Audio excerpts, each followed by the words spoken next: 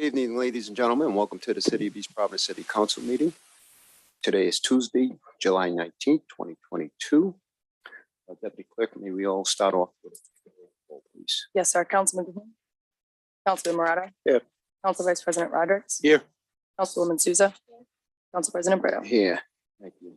Chair will recognize a motion for the City Council to meet and close executive session pursuant to Rhode Island General Laws 42-46-5A2 for new claims and abatement and Rhode Island General Law 42-46-5A3 related to the matters involving security within East Providence School. You have a second? Second. Clerk, we have a vote. Yes, sir. Councilman Cahoon. Aye. Councilman Morado. Aye. Council Vice President Rodrick. Aye. Councilwoman Souza. Council President Brito. Aye. Motion will go in executive session. Passed by a vote of 5-0. We will now session reconvene immediately following. Thank you.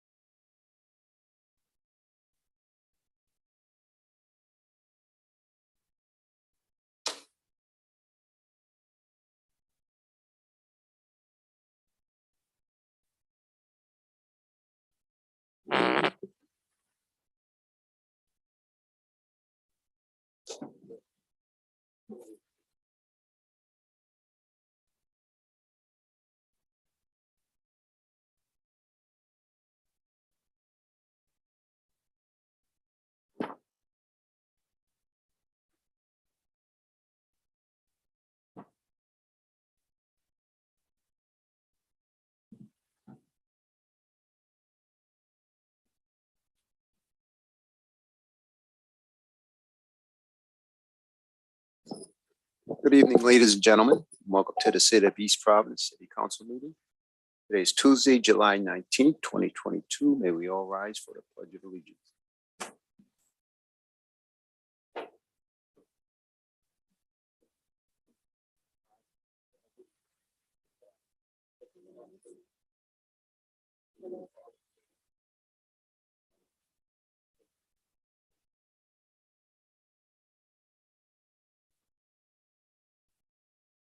Deputy Clerk, may we start with a roll call, please?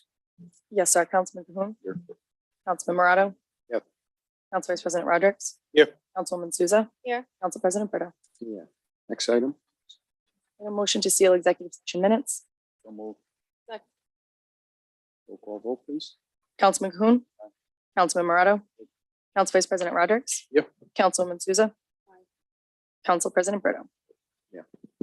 Item, please. Next item is the consent calendar. The council journal's regular meeting minutes from June 21st, 2022. Letters, notice of a new property number, Providence in Worcester Railroad Company, 263 Ferris Avenue, map 502, block 5, parcel 030.00. And notice of new property number, Edgewood Developments LLC, 360 Newman Avenue, map 603, block 4, parcel 018.10. And also tax abatements for 2022 in the amount of $18,639.32. Okay. And then previously approved permits and licenses as read-ins, one-day entertainment license for Kimberly DeBarros. The function was on July 3rd. It was a small band. One-day entertainment license for Leah, not me. I had 262 Pawtucket Avenue. Event was on July 3rd. She also had a live band. A one-day entertainment license for Bertha at 137 Anthony Street. The function was July 2nd. She had a singer and a DJ. A one-day entertainment license for Rob at 187 North Brow Street. He's doing food trucks, and his event was July 10th. One-day entertainment for Ronnie at 187 Waterman Avenue. The event was July 16th, and it was food trucks and live music. That's all of it. Proceed to the next item, please. Motion to approve as they were read. Second. Clerk, may we have a roll call vote, please? Yes, sir. Councilman Cahoon. Councilman Morato. Aye. Council Vice President Rodrick. Councilwoman Souza. Council President Brito. Aye. Next item, licenses for discussion and possible vote. I do have a motion to bundle if you would like to, and the motion to approve those bundles. President, I will make them one of those. They have all their paperwork in. That has the paper. Questions? Nope. Nope. So we have a motion on the floor to bundle motions for licenses. Anyone like to The second? president, I would second, but before that, question on number 15. Application for license to solicit is new. What is the solicitation? Solar. Solar panels? Okay. Of a solar company. 400.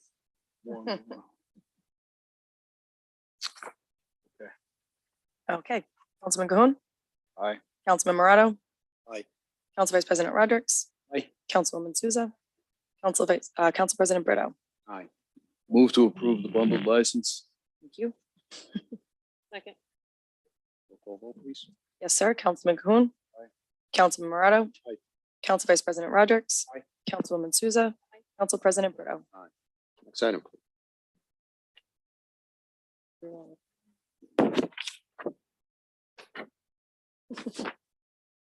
Next item is public hearing. It's a BB liquor license. It's a transfer. The transfer is from Saz Inc., DBA Town Pizza. The transfer is to Saz Inc., DBA Town Pizza. They have, yep, and they are here. The pleasure to council. Council have any questions for the applicant? No.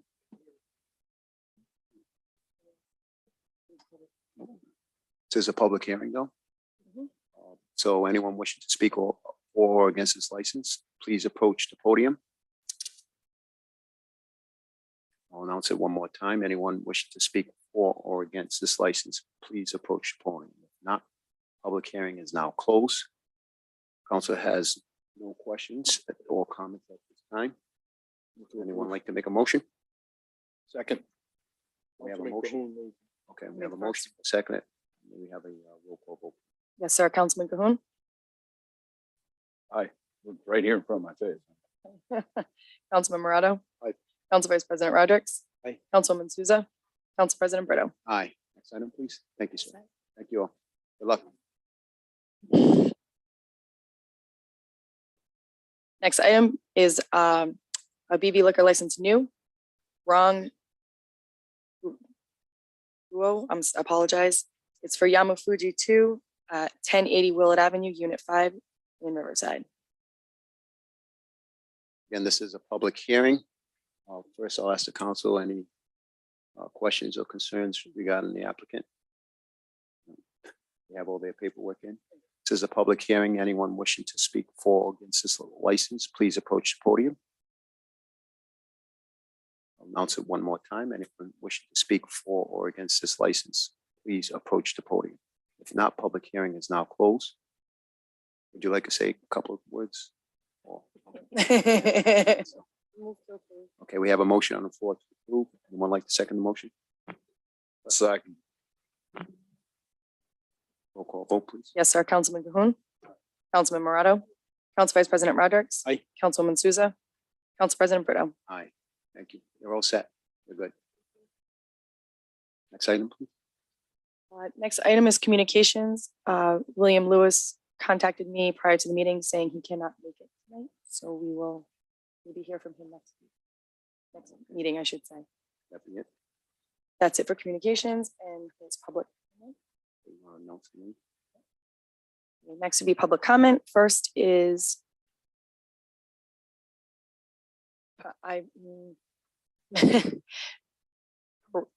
Mariah Mayer, Piara. Thank you. And it's on the cannabis retail license.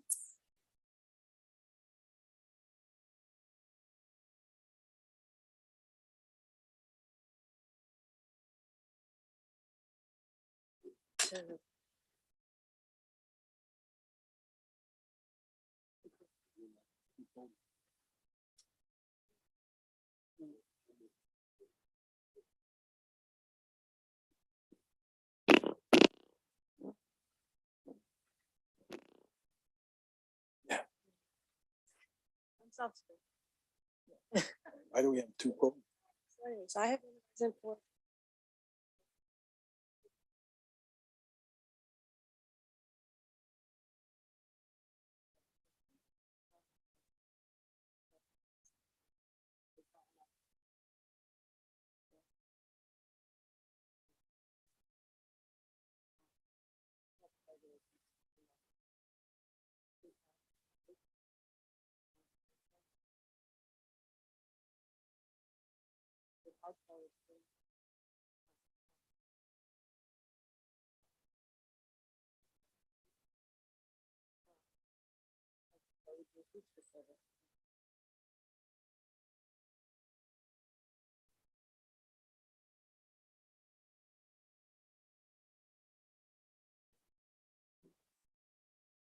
That'll be it.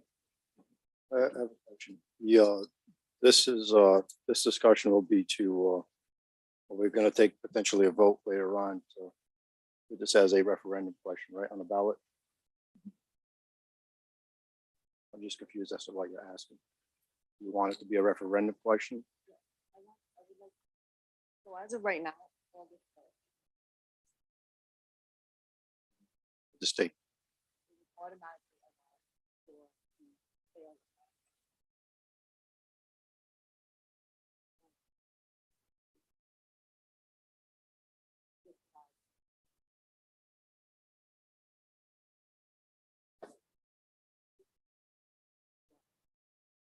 Correct. So let the voters decide if they're for or against that.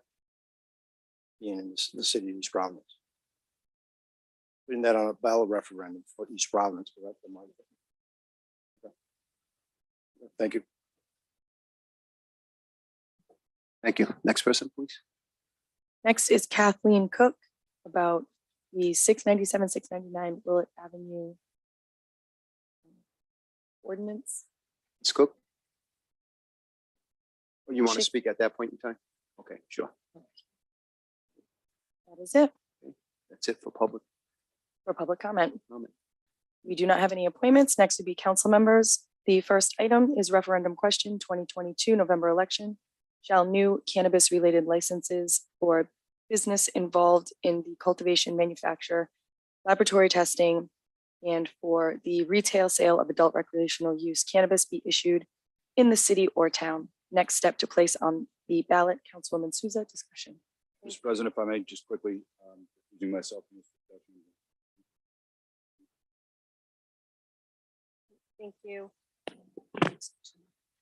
So with unanimous consent, the council to have consideration to also bring up the resolution once the discussion. No objection. So as most people or may not know, that the state did pass, the General Assembly passed on May 24th, and then the governor signed into bill on May 25th. The ability for Rhode Islanders to use for recreational purposes marijuana if you are over the age of 21. So that is very different than the medical use of marijuana, which is currently enacted for those who have been given the license to do so. The regulation, the act also formed a committee that regulates the cannabis, the laws or the bylaws that are associated with that act. And so what it does is it gives any city or town, if you have not put this referendum question on the ballot for the voter, the ability to have within your municipalities any license or permit issued to a company or business to manufacture, produce, cultivate, or do any type of lab testing. To my understanding on this bill was that it is a package deal, all or nothing.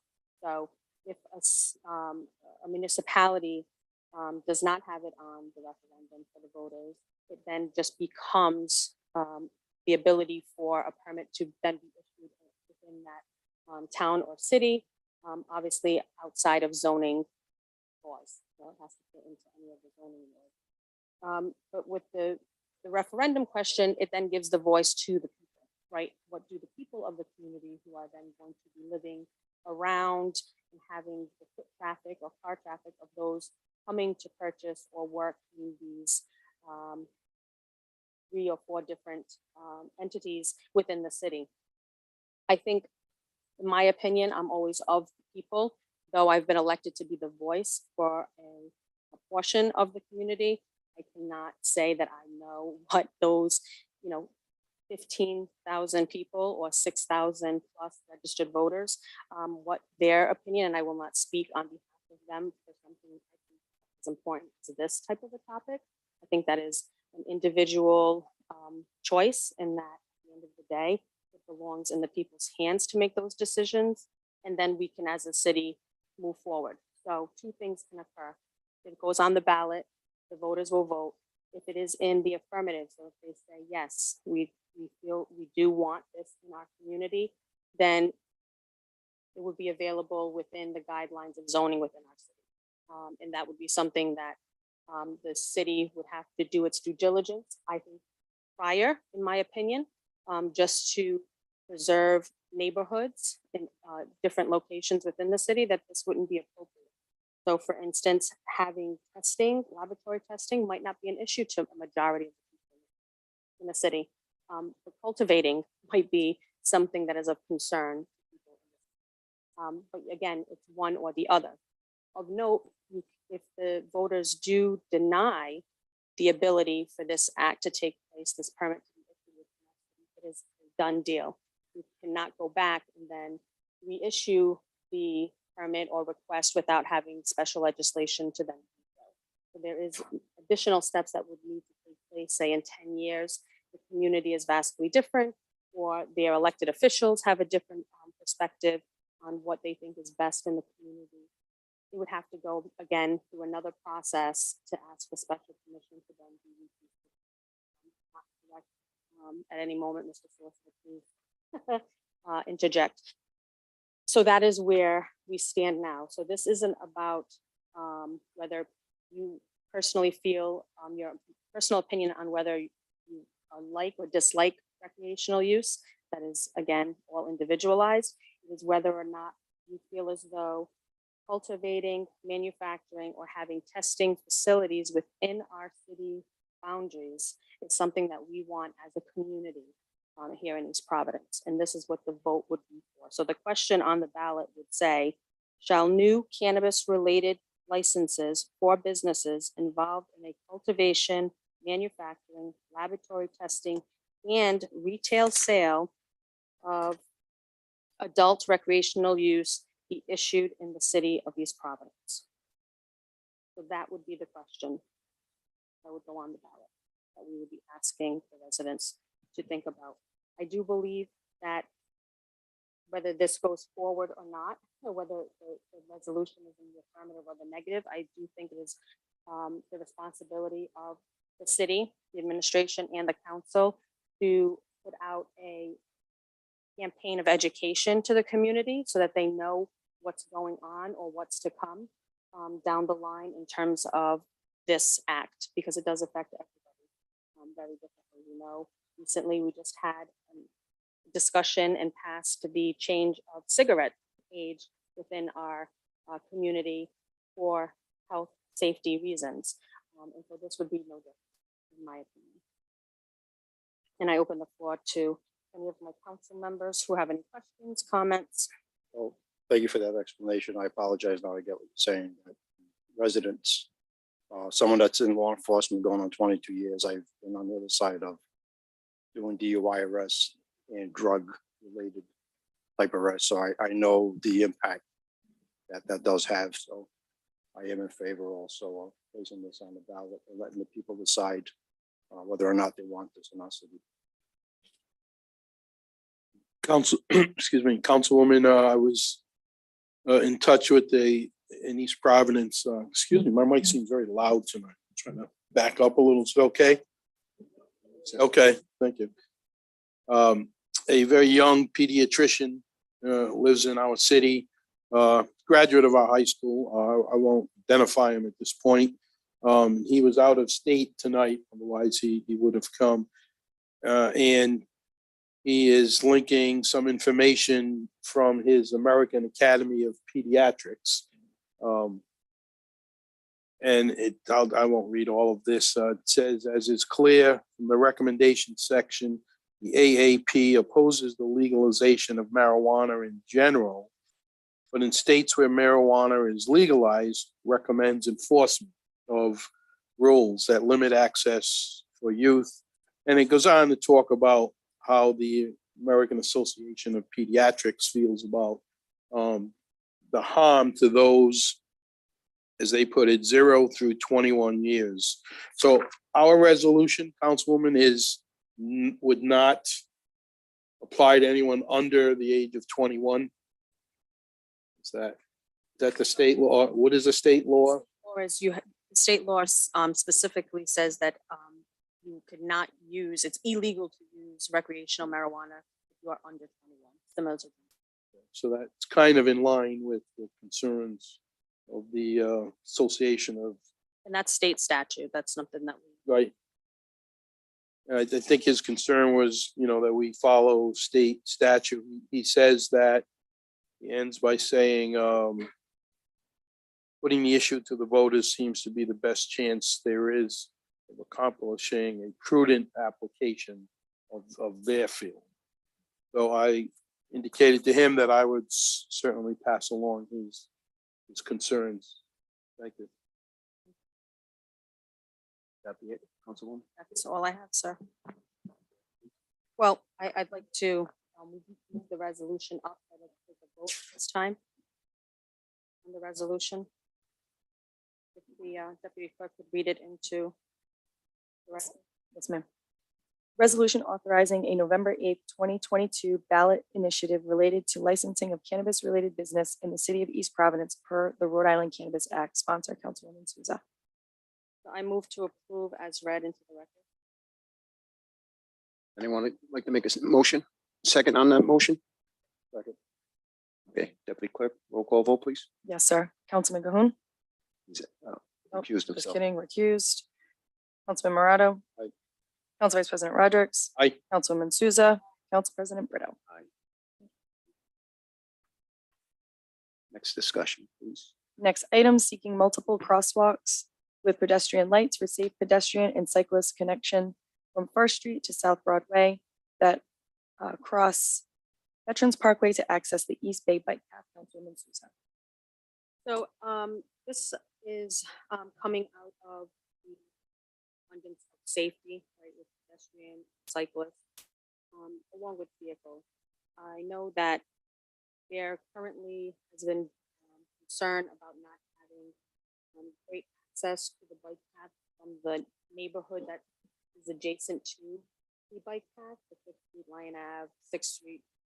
And some of the residents were looking for some guidance on how one would best get to that area without having to get into a car. So I did find some signage that we could implement in that area, but then it lends to additional questions. So additional questions would be who has control over that parkway? What are the boundary lines in that parkway? So Dan, if you wouldn't mind, thank you.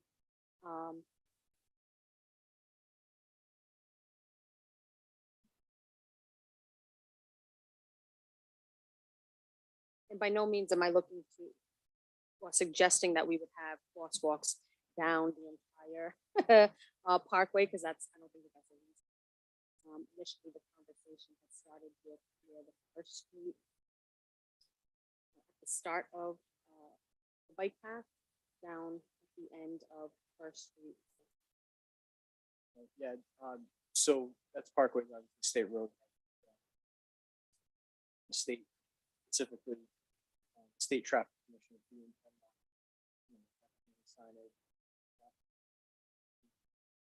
So they'd require us to, put in a request. Whether it's a crosswalk or whatever. You have a meeting with DOT on Thursday. That's Parkway. They will be resurfacing that road. There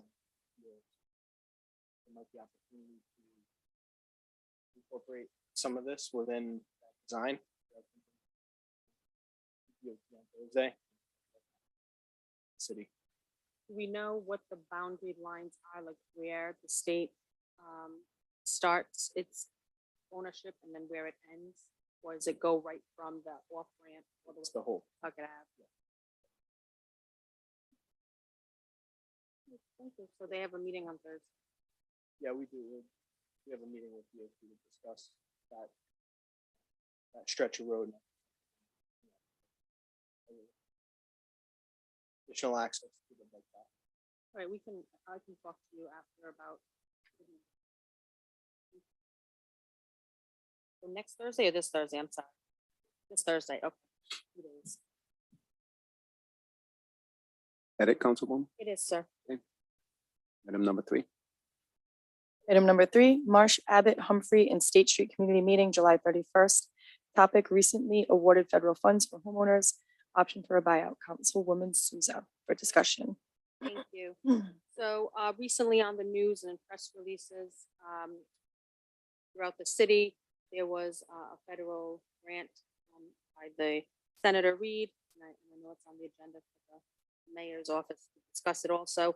But having gone to that press release or press conference and hearing about the awarded funds and for the first time and what the plan was, I spoke with some of those residents that were attended the meeting. So, and because there wasn't grave notification at the time for that meeting, for those residents to show up, there wasn't a Q&A available at that meeting. The request was to have a follow-up meeting, and I know all the parties that are involved have said that they would make themselves accessible for any questions, and that they would be down the line an opportunity to have a more fluent discussion with Q&A. But this is just to let those residents know that I hear you, and I will be meeting with you guys. I did notice, so on the docket I put July 31st, and then on the calendar weekend, and I certainly don't want in the midday to interrupt anybody's heritage fund, because we do want to promote one activity within the city, and I wouldn't want anybody not to go because of a meeting. So I will be sending out written communication to the neighborhood on those subsequent streets for the community meeting, along with all the people that are in play, all the other parties that are involved. So that is to be determined. Thank you. Item number 4. Item number 4 is the enforcement of the short-term rental and illegal motorized vehicles / mini dirt bikes. Councilman Morato and Councilwoman Souza for discussion. I wish the police chief was here, but we put this on the docket. The motorized scooters in my ward, I've been seeing an increase of illegal mopeds, dirt bikes, quads, and it's been a real nuisance, especially on Rounds and Estrell Drive. I am going to put this back on the docket. I have been forwarding email communications from residents, constant email communications, the police department. I myself have seen, them going right through stop signs, almost striking my vehicle at one point. And it's really becoming a nuisance. And we did pass that ordinance that Councilman Brito put forward, I think just over a year ago, last year, I believe. And there's no reason why we shouldn't have enforcement and put a stoppage to this before it gets worse and becomes like other communities. So I would like to continue this discussion further in the other future council meetings. The second part of this discussion is the short-term rental. And again, I was hoping that we would have someone here from zoning, or maybe someone complaining can explain this. I don't know if we need to revisit the short-term rental ordinance, or if there's a lack in the enforcement process. And that's what I like to get from their side, the zoning and those in charge of citing and basically taking those bad people, bad characters to court. I don't know if there's something that we need to revisit, or it definitely is an ongoing problem with two particular residents. And I'm trying to, listen to both sides of the story and see where there's a middle ground. And at this point, I don't have an answer for either one. So I'm open to any suggestions on that. Councilman Morato, do you intend to put, you mentioned the mopeds and quads and stuff in the next meeting. You intend to do the same thing? I would like to first somehow get from zoning, maybe reaching out to Dylan.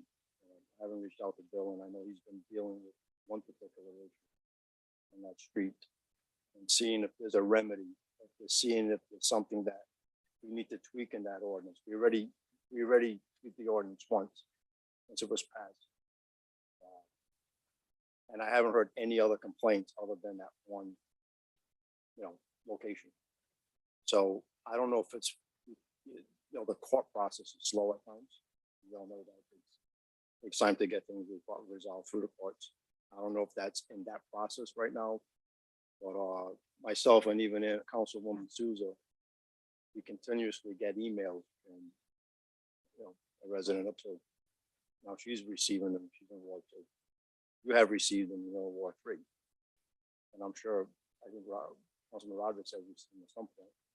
So I just don't know what the remedy is at this point. I just kind of want to collectively have a discussion and maybe see where is a shortfall somewhere in the ordinance, or maybe it's working. It's just a long process. Yeah, I'm not sure. I was just gonna recommend that if we do it, we have Dylan here, just because he is involved in that enforcement process. Good feedback. I have been forwarding a lot of his emails to him, knowing that he's involved, and I will reach out to him tomorrow and see if I can get maybe an update as to what's going on. So maybe we can put something that we're missing. That was the whole point of this. Right, so just to piggyback a little bit off of the council, this is just on the docket again because there has been an uptick in seeing a lot of these vehicles. And it feels, there's a feeling from the community enforcement being done. They don't see people being pulled over, or they see, you know, vehicles are seen going by police officers and nothing. And so there's really a feeling of, well, why do we have these things in place if we ourselves are not enacting the laws that we're setting? You know, it seems kind of almost like community all of a sudden where things are just kind of going on and nobody's. So trying to, you know, obviously support to the community and let them know that, you know, we do, as we all know, have a great police department, but there could be a little bit more, I think, items.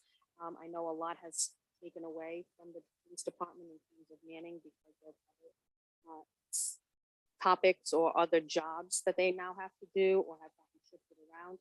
I don't know what the best answer is. I think having the patrol sergeant who's in charge of it maybe answer some of the or knowing what the lines are. I think that the chief prior what the district lines are throughout the state, the city, and who are the patrolmen in those areas so that residents can touch base with them, have a contact, feel safe to you know, put out their concerns to them and that they feel that somebody's listening, one, and two, that it is actually an action taking place. And it's not just, I've reported it multiple times, but nobody seems to really, reaction time to some of the inquiries and not what one would feel is adequate, you know, if they're voicing a concern of. So again, it must be another further discussion on some of the leadership. And so that the community has a better understanding during those times that they're calling and don't feel like they're getting the perceived as needed. And of course, let's just make this known, it's not emergency situations, certainly when there are fire and safety very quickly. Is it a situation where they're calling these, you know, motorbikes going around the city, but it's not the priority because at the moment we have other priorities, and that's something that just needs to be known to residents and maybe, you know, dispatch. Councilwoman, I would just add that I'm in agreement with your thoughts. The other part of this problem that is bad is there's a cost factor. Some of these, and they are mostly kids, ruining some of our recreation fields. That's where they're going to. A lot of them go to the landfill in Riverside, but a lot of them go, as Councilman Morado has seen, racing across Riverside Rec. They've ruined at times basketball and hard surface courts at Pierce Stadium. They don't easily get into the football stadium. There's some good gates there and fencing, but I think if they could, they would.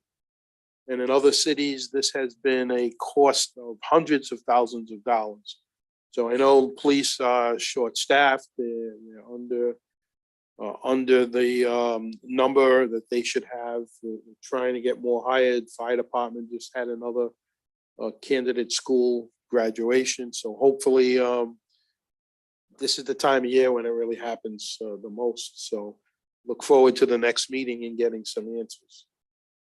I think one of the things too, and I know it wasn't supposed to be used, but for recreational, but we did have along the waterfront comfort area, Berry Hill, where people could take their stuff and off the beaten path, you know, having fun And that became a nuisance for multiple reasons. But I have noticed in different traveling over the summer, towns do have areas set up where residents can go to utilize recreationally these motorbikes, where they're not in the streets. And in the neighborhoods, they have a designated area where they can go and have a good time and get it out of their system for the day and then move tomorrow. But again, it's similar to skateboard. I mean, they're not similar, but instead of young gentlemen out in the streets doing skateboarding, now we have a skateboard park. They can utilize that fun activity in a area that's designated simply for that reason.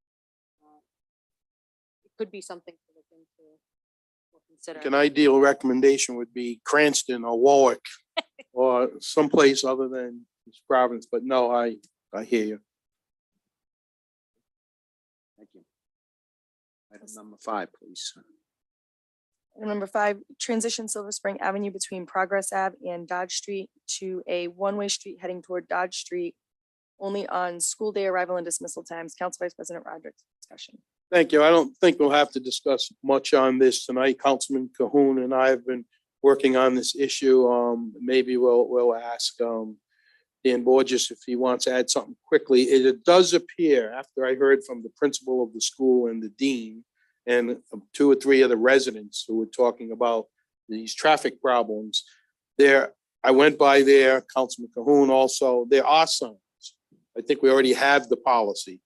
So again, it may be an issue of enforcement. Dan, there were a lot of signs around the block the other day. It's actually ironic. We're actually looking into replacing all of these do not enter signs citywide. We actually received very similar from Horn Ave for one of those one ways during the school hours. So what I'm looking to do is the ordinance is a little all over the place.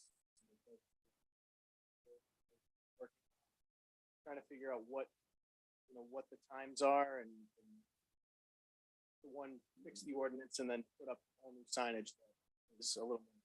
So these areas will be addressed as part of it. And one neighbor had contacted us and indicated how the one-way street at school dismissal time, several cars are actually going the opposite way. These are parents now, not kids. And I think in the age of school safety and security and all the other things of this day and age that parents want to get their kids after school, but really can't do it going up one-way streets causing potential accidents. But I will let them know that we're working on it. Thank you. So, hey, Dan, just quickly, this is a problem in a couple of different areas, obviously White Neck. Martin's a different problem with the no parking right up against the school side. Kent Heights, right? Is it Howland or Allerton? I can't remember. Tennessee. Yeah, Waddington. So, yeah, well, I think probably that same solution applies to multiple locations. Okay. All those schools are another. Well, I'm sure you're fully. We're looking at all of them. We'll the one put up more visible signage. We're actually going to remove all of the white fluorescent backing, make them fluorescent green so they're a little more visible. And they'll actually have posted, during school hours, there'll be a lot more people. Like all in one, have it, not enter with really small text.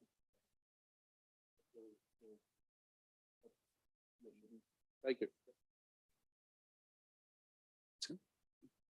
Item number 6, please. Next item, tax status of the Brain Injury Association of Rhode Island, Inc.'s nonprofit 501c3 located at 1017 Waterman Avenue. Council Vice President Rodrick, for discussion. And I don't think we have to discuss this too much. I have been working with tax division in the law department. This is already a nonprofit firm. They reached out to me and they described how many people they help with brain-related injuries and other things that services they provide, and they already have their 501c3. So it's a matter of getting that information to our city. Is that correct, Mike? Do we still need to send something to the state? You have to amend state law for the property tax to allow them to be exempt from property taxes. A 501c status at the federal level doesn't automatically exempt you from property taxes at the local. And Dylan Conley's working on Yeah, an ordinance. he said he reached out to you on that. Yes, but we should have an ordinance, resolution for probably the next meeting. Do we know what the tax? The amount is, I was told it was minimal. I don't have the number.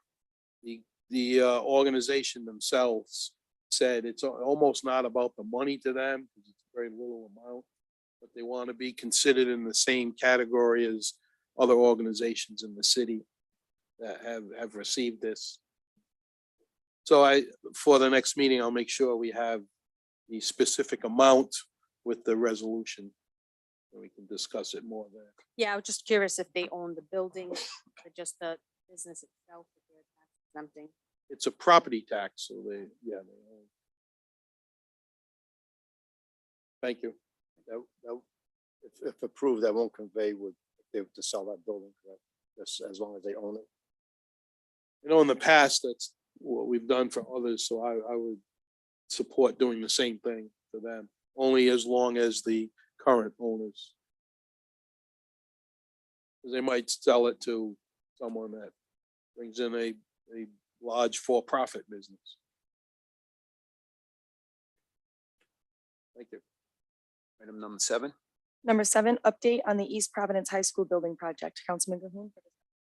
The important part here is down in the pictures. If you wouldn't mind advancing until we get down to those orders, is Kelly controlling that in the back? All right. So just a couple of things I want to point out to folks as we open school. Stop right there. So that's obviously the new baseball field. There's a softball field going on the other side of the clock tower. You're looking at the north side of the property now.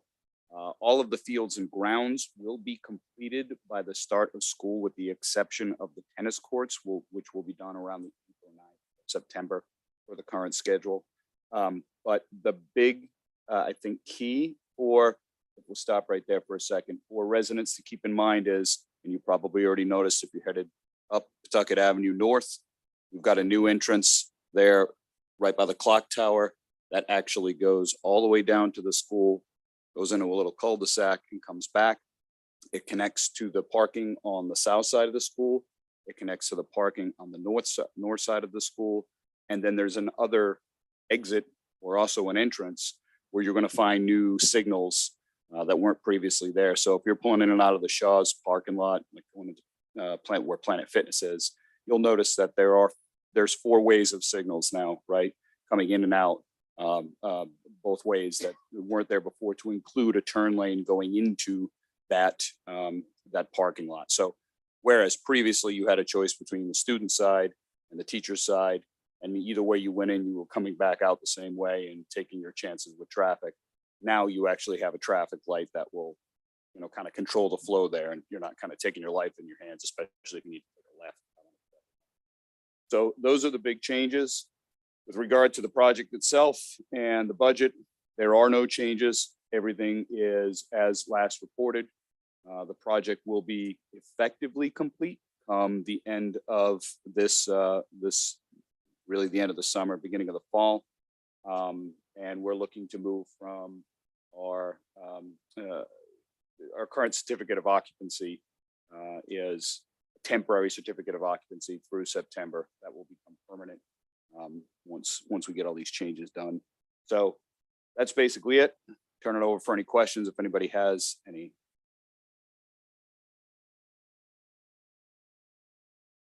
Okay, I'm good to go. Thank you. No questions? Okay.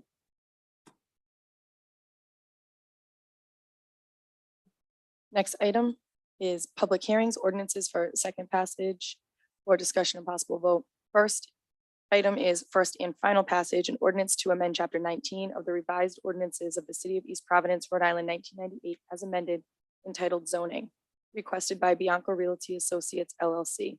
The summary is parcel 060.00 on assessors map 512, block 22, 697, 699 Willett Avenue, presently located in a residential 3 district, is hereby changed to be included in a residential 3 and commercial 2 district.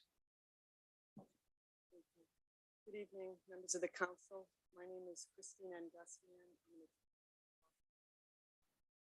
Tonight, I represent Bianco Realty Associates LLC, which owns the property at 697 Willard Avenue. Presently before the council is owners.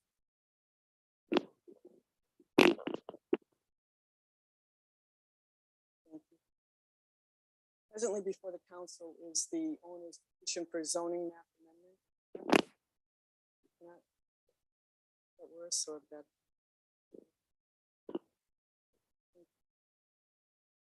You may recall that back in April of 2021, the same petitioner was before you with a petition for zoning map amendment for the same parcel of land, which holds a current zoning district designation of residential 3 or R3. There are 2 buildings on the site, a 2-family residential dwelling erected in the year 1920, which is located on the rear portion of the lot, and a commercial building constructed in 1960, which is located at the front portion of the lot facing Willard Avenue. Both of these were constructed before the adoption of the city zoning ordinance, and neither use is a permitted use by right in the R3 zone. With the first petition for the zoning map amendment, the owner sought to change the zoning district designation for the entire parcel from the R3 zoning district to a commercial 2 or C2 zoning district designation. And that came also with a voluntary agreement by the owner that the back portion of the parcel could only be used by a single family or a 2-family use in the same location, the same footprint as presently exists. During the hearing, questions were raised and this council decided not to take a vote to allow the owner and petitioner to explore the matter further and in more depth. So following that April 2021 meeting, the owner's representative, Dr. Richard Bianco, is present here this evening. The surveyor, David Gardner, who's also present here this evening, and I conferred with city staff. It was decided that the best advised approach would be to subdivide the parcel into 2 lots. One containing the 2-family dwelling and the other containing the commercial building. And further, that the owner would seek the change in the zoning district only for the proposed lot containing the commercial building, moving it from an R3 to a C. The lot containing the existing single-family dwelling, 2-family dwelling, would stay with its current R3 zoning district designation. Earlier this year, Bianco Realty Associates submitted an application for a minor subdivision and the petition for the zoning map amendment. And in June, the city planning board unanimously approved the preliminary plan for that minor subdivision. And it unanimously voted to make a positive advisory recommendation to this council to approve the petition for zoning map amendment. In addition, both the minor subdivision application and the petition for zoning map amendment were fully supported by written memoranda issued by the city planning. In the petition, I provide a detailed background of the request for the zone change and the reason the C2 designation is the most suitable designation for the commercial building. That designation is not only fully supported by the city planning staff and the city zoning officer, but it was at their recommendation to start with that first petition for zone change, that was the most appropriate zoning district designation for that commercial building. Just to close, the commercial building was constructed from the very start for commercial use. And it has been used and has contained only commercial uses since 1960. The change in the zoning district designation to the C2 simply formalizes the manner in which the uses have been established and have operated on that portion of that property for the last 62 years. At this time, the petitioner is very respectfully requesting that the council accept the advisory recommendation of the CP and approve this petition for zoning map amendment. As I said earlier, both Dr. Bianco and David Gardner are present here this evening to assist in answering any questions that the council. Thank you for your time. So just for clarification, you want to change R3 to C2 in the front, In the front, in the back, will remain the R3. R3, Yes. and subdivide it as it was approved. Yes. Can you explain so this property can never be sold separate? First of all. The property So can never sorry. be sold separate. It would always have to be sold together. No, it's subdivided, so they'll become two separate The end, subdivision. okay, so but the entrance to that back, the current house, how is that arrangement going to work? The front property is sold. It has, with the subdivision, the lot always has to have access to the street. So the way that the plan was designed was that the lane, the northerly access lane to the site would be the lane that would be used to access the residential and would exit on the southerly side of the commercial building. Both lanes would be one-way only, and it would be across easement across the entire properties. Basically, they would be entering from the right side of the commercial building, and exiting to the left side. Exactly. Standing from the street, yes. The reason why I'm asking that is there's been concerns, and I've spoken to some of the residents, some of who are here, of potentially selling that to, let's say, a Dunkin' Donuts. And I just wanted that pointed out, the entrance and exit. Can you explain how Yes. a there- Dunkin' Donuts would never be possible at that location? If, I know there was concern expressed about the potential of having a fast food restaurant and a drive-through such as you would find at a Dunkin' Donuts. First of all, that could never happen. And I say that with utmost respect to the city boards, but you cannot block access to a lot with a drive-through. And that's exactly what would happen if we had a drive-through because there would be no access for the folks to get to the residential lot. It's illegal. It wouldn't be permitted. But yeah, in So the same breath, we as a council could write that in an ordinance to disallow any type of language like that for the use, for the use. yes, Yes, yes. we have that authority to say what goes Yes, when it comes time for. yes, for the zone change, yes. Otherwise, it would be for you know. But the access is key. I mean, it's absolutely critical for folks to understand that lane has to be kept. Do you have to provide a curb cut there, or is there one already existing? They're already existing. Won't need for physical alteration. Permit, not the the lots are.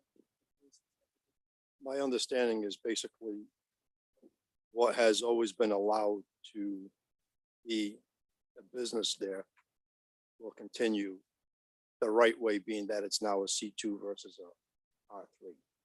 I remember that. I remember being there was at one point a video store on the right side.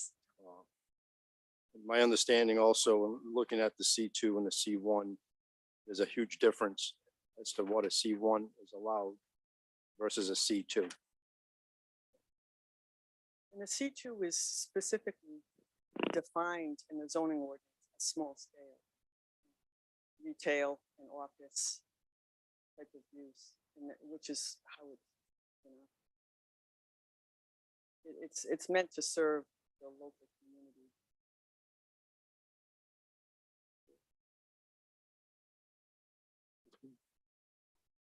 To remind the council, if you remember when this was before us way back when, it seems ages ago, the neighbors raised a concern, even though the applicant was willing to put a restriction on the back parcel saying they can only be used as a two-family house. The whole lot was being zoned, proposed to be zoned as a C2. C2, correct. And at the time I raised an objection, but concern in that if that were something to happen to that house, would be burnt down or demolished, that whole lot would then be C2. You could put anything there basically because that was done. And there was No restriction. there was no restrictions, right? So when we looked about it, we talked about maybe just having a split zone in the lot, which we didn't really like as a good idea. But they did go back to planning, and the planning department did recommend that the lot be subdivided as indicated here today.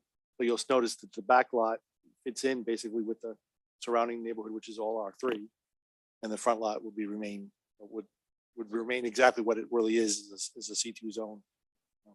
So even though it's not C2 yet, but it would conform what the actual use is today. Thank you. I think by doing this, we think we hopefully address the concerns of the neighborhood and the neighbors. This is for public comment, by the way, so I'll also allow the public who wishes to speak for or against this zone change, please. You can approach the podium, please.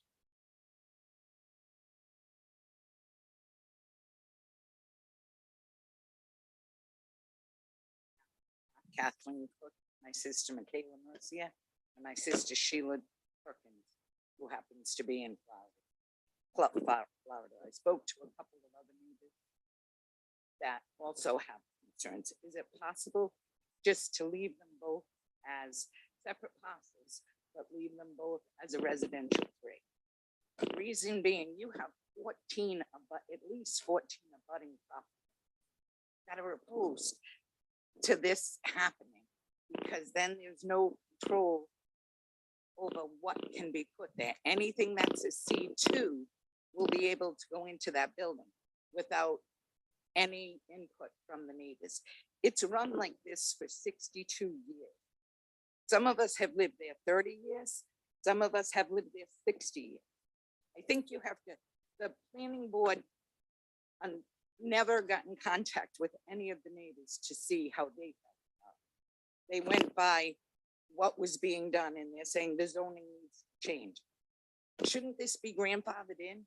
It was in 1960 that this zoning was done. And now you have 14 people that are living around that property. And it's not resident. If you change it to commercial, it's going to be. I mean, at least now we have a say in what might happen. So if I'm not Nothing against the doctor. We all respect him very much, but that building's going to be sold. And then we don't know what will go in. so it's already commercial at this point in time. It has been commercial since I was 1. I mean, Sunnybrook Farms was there, Movies and More was there. There was one objection through this whole thing. There was a fish store that they wanted to put in there back in the 70s. And the neighbors opposed it. Anything else, people haven't opposed what's going there. But now to lose that voice, to not be able to say, we don't want a cigar lounge to go there. That's one of the things that's approved.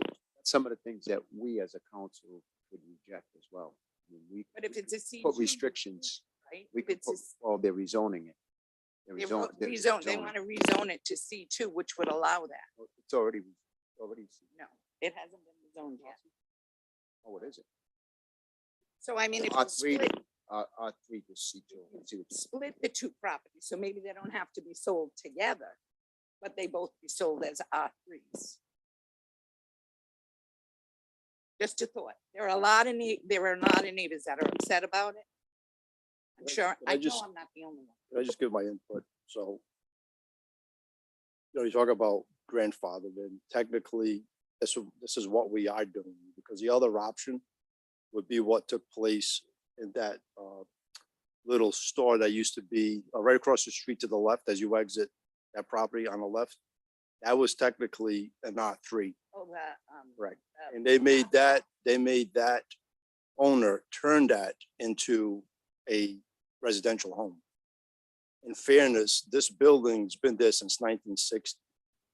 And we, built, there have been. a commercial building's been there since 1960, and we are, in essence, and I get your concerns of what could potentially go in there.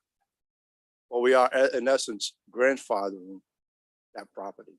If this was to pass to a C2 in the front But why, and an R3 in the back.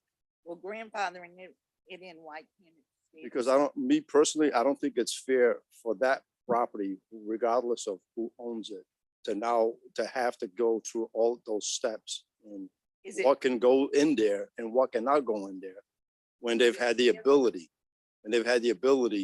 to have that as a commercial property all of these years. I'm not, don't change what it is. That's what we're saying. Saying, But it's not fair to the person that have to go through all these steps, and it's a long process. And every time that they have a new tenant that wants to open a video, The doctor, but it really, there wasn't that many different places that have been, right? There's not that many times you've had to come before. Mr. Solicitor, do you have the list for the C2 of what is C2? Also can be, Pardon me, I can get it though. I can get it. it also can be something else that it can do that neighbors might not want to see. Another neighbor. Can you hold on for a moment, please? Thank you. I went to the zone, State your it name looked for the record. Darlene Hall, 67 cul-de-sac way. I am actually right behind. the commercial building. My concern is, as you do change it, I would love to be a part of that, because I too don't complain. Businesses have been, movies that has closed at a decent after the movie, physical therapy in there now, the doctor's office is closed at a decent. I don't agree that my life should be totally changed with a microbrewery or a cigar. Because when I went to the zoning, they told me where I could go.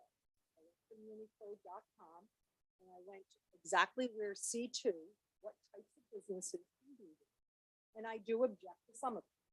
So like Katie, I think when she says grandfather, she's not stating she has a problem making it be a residential. That's what it's owned at. The real issue is we haven't had any complaints with the businesses that are in there.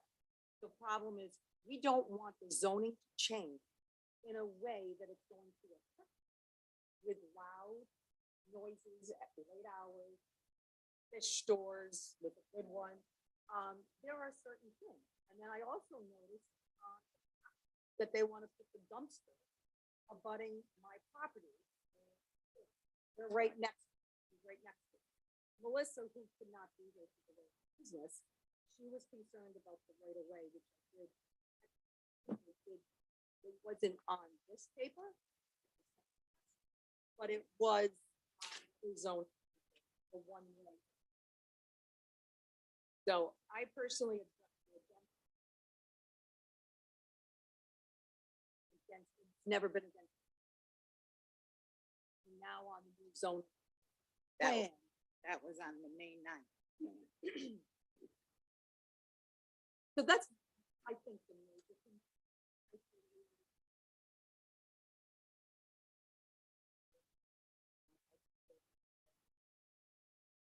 It's just that.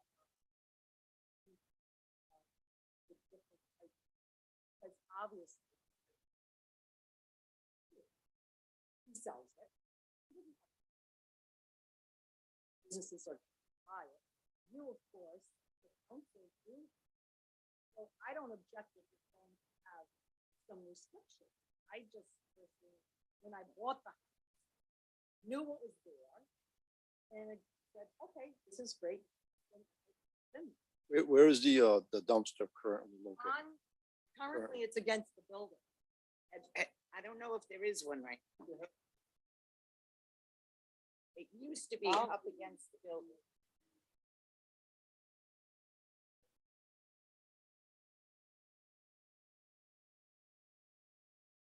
How did they deal with the trash now? We just speak one at a time, please. Dumpster was to be paid.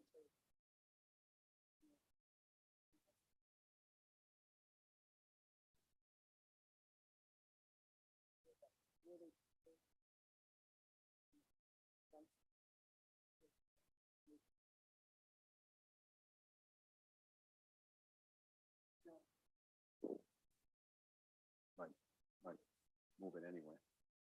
Mhm.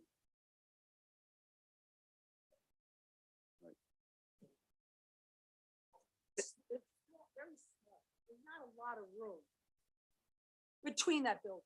So those one ways in and one ways out is not a very big. It's small.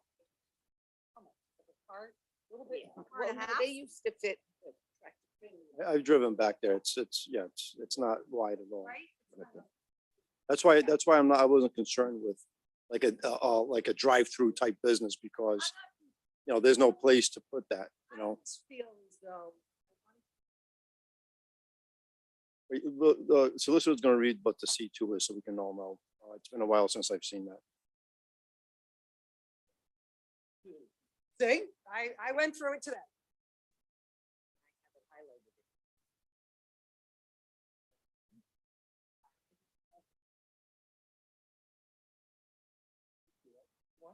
C2. C2. Residential. Sorry.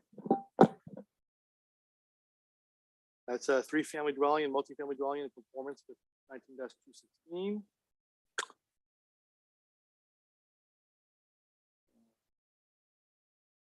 Person home.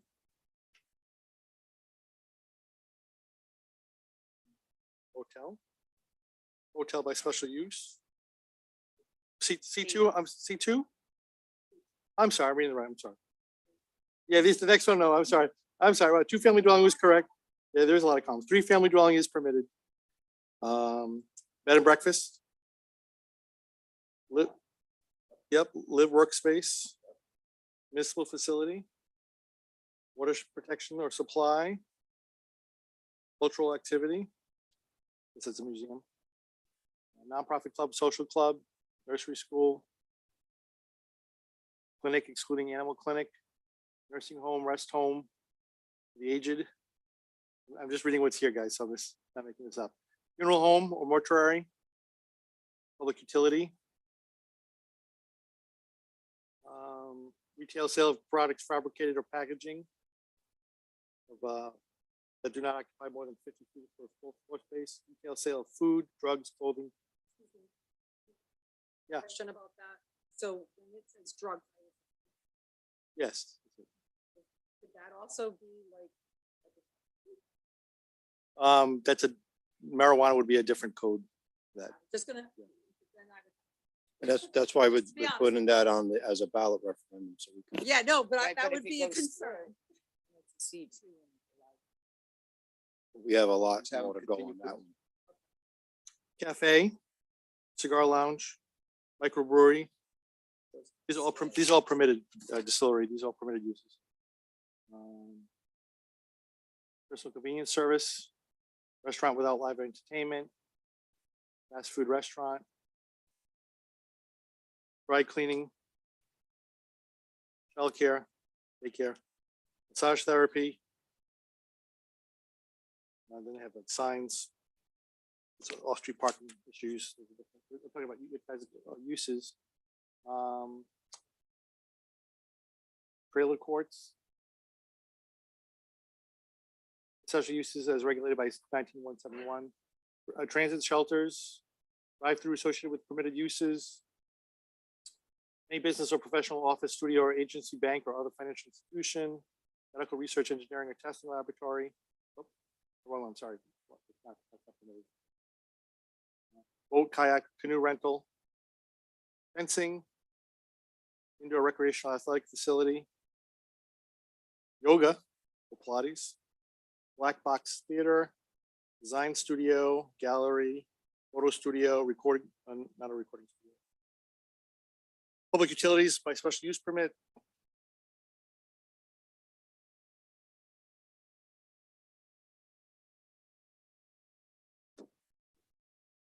That's it. So you're more concerned about the microbrewery, the cigar, and the fast food. How late people. Council?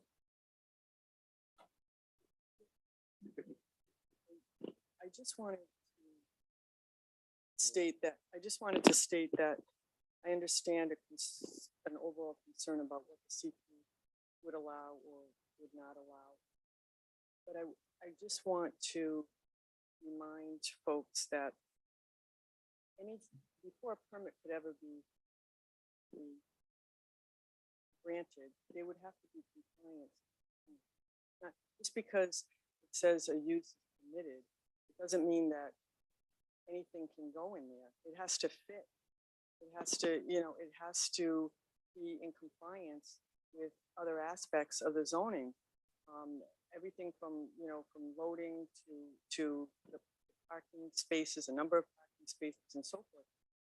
Anything that didn't support that 3,900 square foot building and the parking regulations primarily, certainly other zoning ordinance, they would have to be before the zoning board again, and all the neighbors would be notified within that 200-foot radius, and they'd have a chance to say whatever it is they felt needed to be said at that time. I just wanted to, it's a problem. Just because it's listed on the C2 this table doesn't mean it would ever be permitted. Solicitors, there, I know the answer to the question, but I'll ask anyways, so everybody else knows. We can't put restrictions.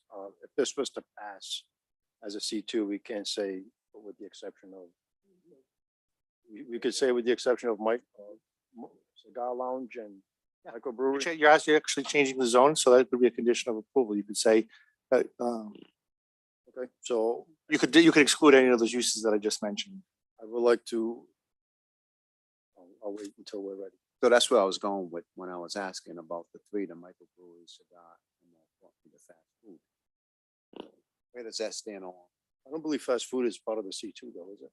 Well, it said I think there was a fast food use that I think it might have been one was by special use. I believe it was that might have been the restaurant with the live music. Oh, okay. The restaurant without the live music and. Yeah, so I have just to clear, a fast food restaurant as a permitted use in a C2 zoning district. Marked as a yes, not a special use, but as a yes, as permitted. The live music? No, fast food restaurant, yes. With live music, a restaurant with live entertainment, that's by special use permit. That's what I thought. fast food is. Fast food is the live music.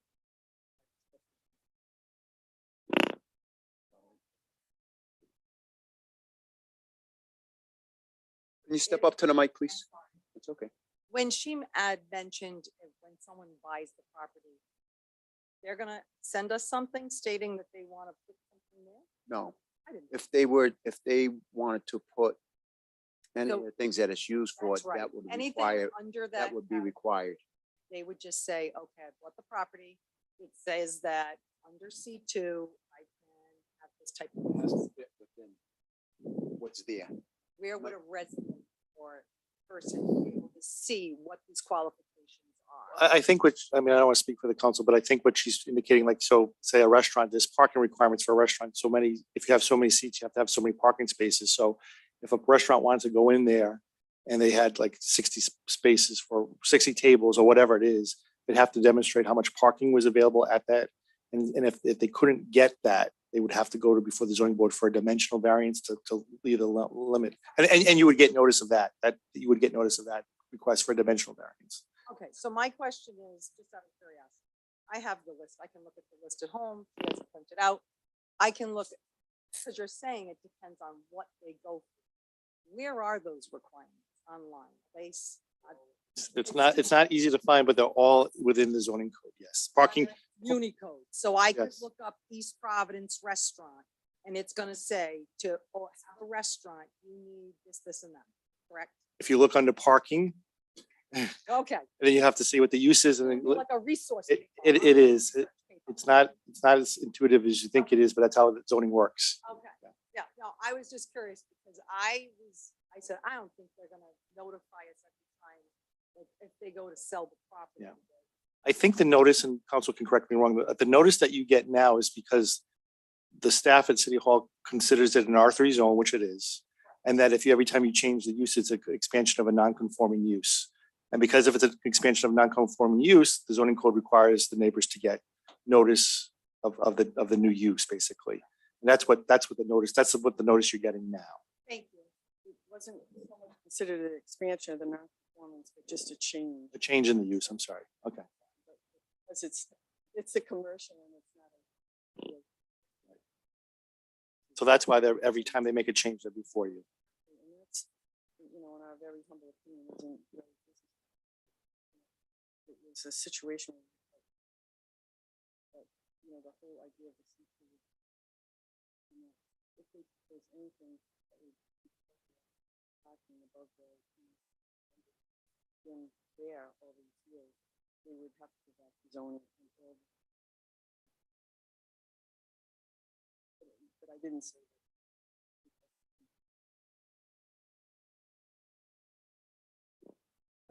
And you have to look at this, there's 14 of them. It might be zoned in R3 right now, once you change it. Those 14 abutting properties have no say.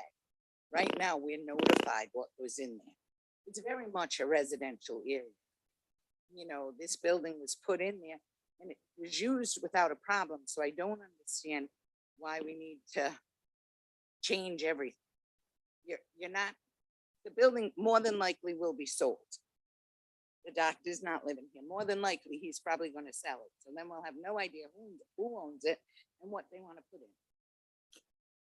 That has Counsel, to be our concern. would you, The abutters would never change, based on the zoning. The main abutters, because they fall within the subject property. So they would Would we get notice if it was a commercial? can I just make a recommendation? Council? Would would you be open to, if this was to be approved as a C2 with those 3 restrictions, fast food, microbrewery, and cigar lounge being removed as part of the C2? Fast food, cigar lounge, and microbrewery. The fast food seems to be the #1 concern. That was more than. Right.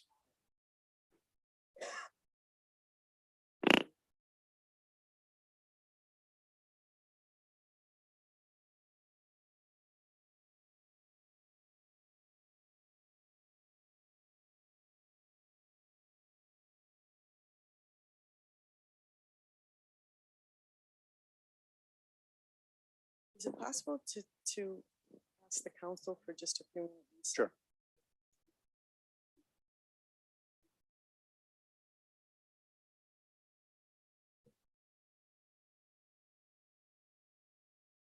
Can we just come back to this and then move forward?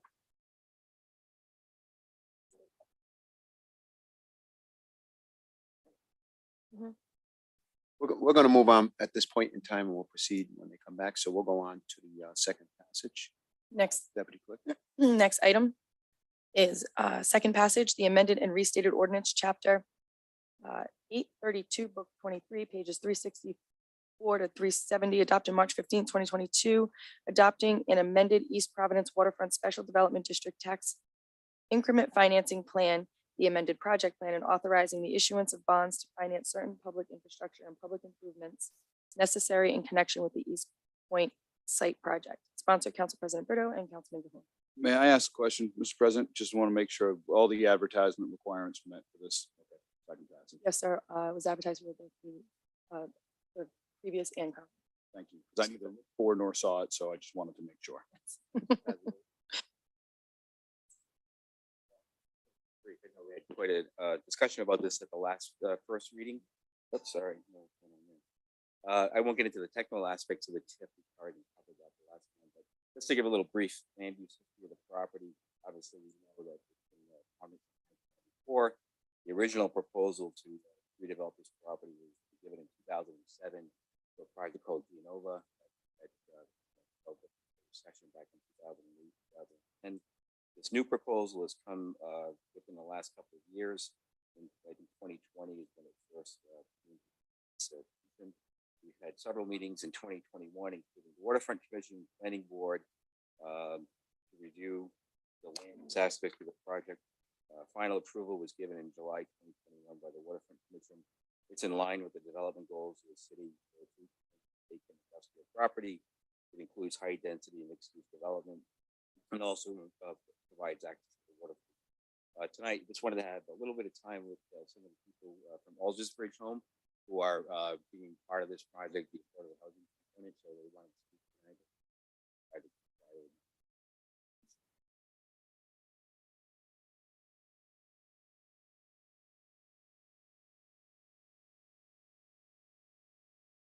I am Rick Kamash. I'm the CEO of Aldersbridge Communities, and thank you for allowing us to speak. I know that last month our spokesperson, Would you like me to hold that? I could put it right here for the camera. spokesperson Betty Dow described in detail about our project, and what we wanted to do is bring you what it's going to look like. And we have some cards.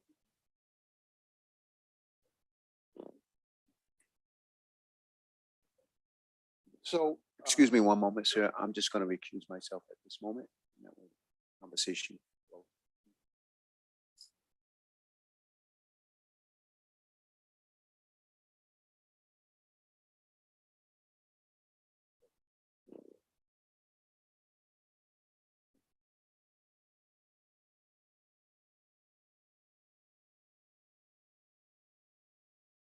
So I just wanted to say, I know this was mentioned last month and I couldn't be here, but we are a local company. We're a not-for-profit, and we have been providing affordable housing, affordable assisted living, skilled nursing and rehab here in East Providence for 51 years. I live in Riverside. But we're not an out-of-state for-profit corporation coming in trying to do something here. We know from a feasibility study that we did that there is a tremendous need for affordable housing for different populations. And one population in particular, and that's members of the LGBTQ community and their allies. This wouldn't be exclusive, but it would be a welcoming operation, welcoming place for members of that community. We had a Pride parade here in East Providence just a couple of weeks ago that was very well attended. I was asked to speak at the end of it here at City Hall, which is a big honor for all the for me. And we look forward to answering any questions that you have, any concerns that you have about this project. And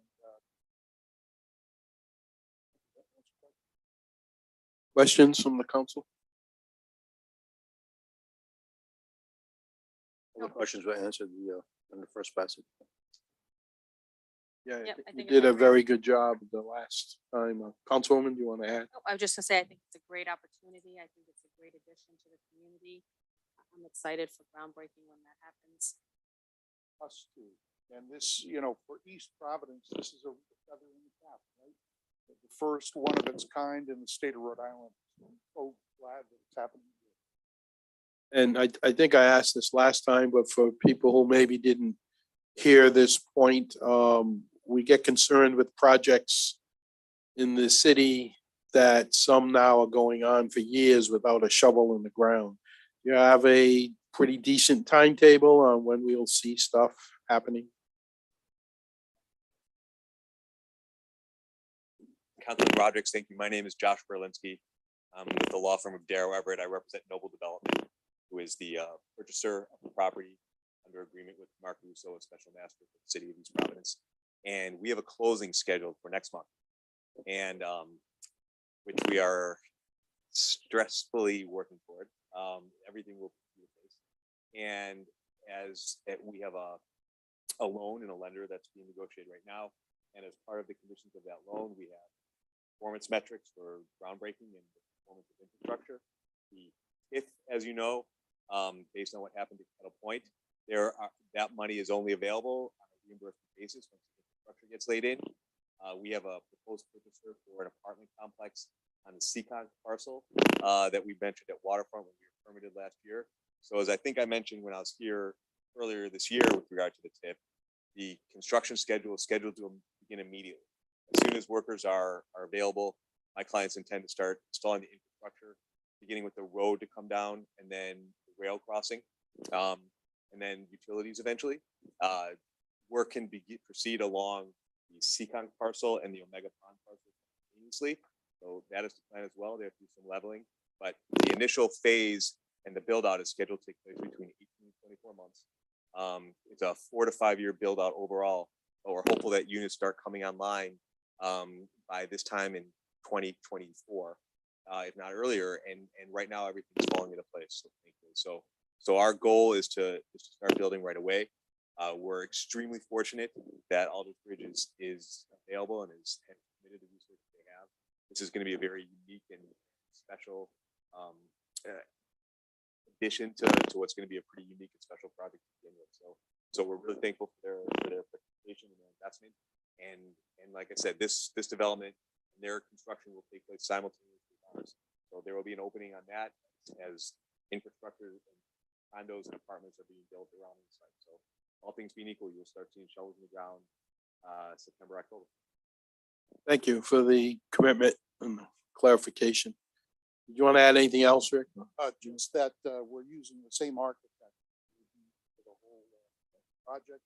And also we have a business partner that's well known, I think, to everyone. One Neighborhood Builders, also a local company. They've done a lot of affordable housing throughout the greater Providence area. Thank you. This is down for final passage. Public hearing. Do we have anyone from the public in place tonight who'd like to comment? Ask one more time to make sure everyone heard. Is there anyone who'd like to comment on this? This will be voted for final passage. Hearing none, what is the pleasure of the council? For passage.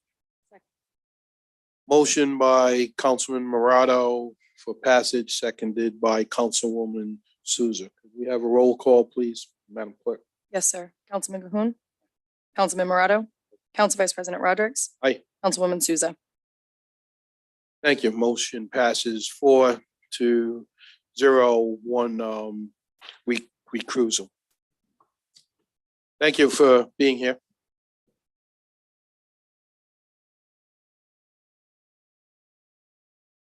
Mr. President, if I could add something, I'm having a nonverbal discussion with our IT person here.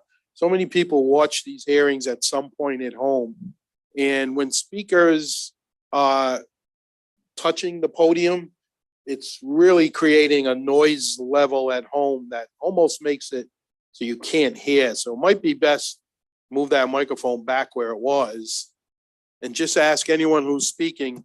Don't do what we all do, push and touch. You did it a lot. No, no, no, not you. No problem. Talking to the Clancy's over here.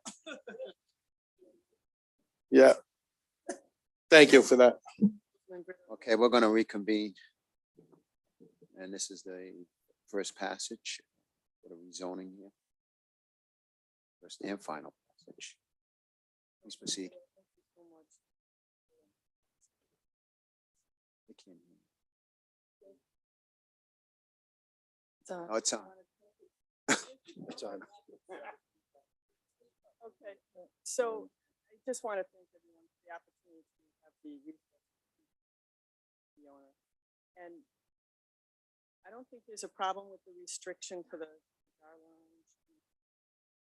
Wanted more clarification on the fact. What, the question is, what is fast food establishment? What about a deli that might be selling food?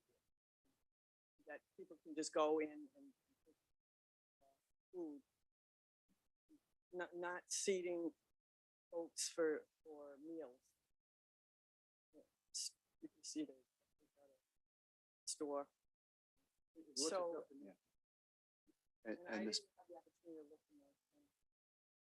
and the city solicitor will look that up right now. I guess the concern is that was mentioned early on, you get a Dunkin' Donuts in there. You get a McDonald's. Strict that Right. there's no drive-through. But the fast food aspect of it is, it's challenging. I understand what you're saying. It is, you put into that perspective, it is a broad, Say no. Cigar lounge. So unfortunately, our zoning code doesn't define fast food, but as you I know, think it did. I didn't think it did. Just it's a certain.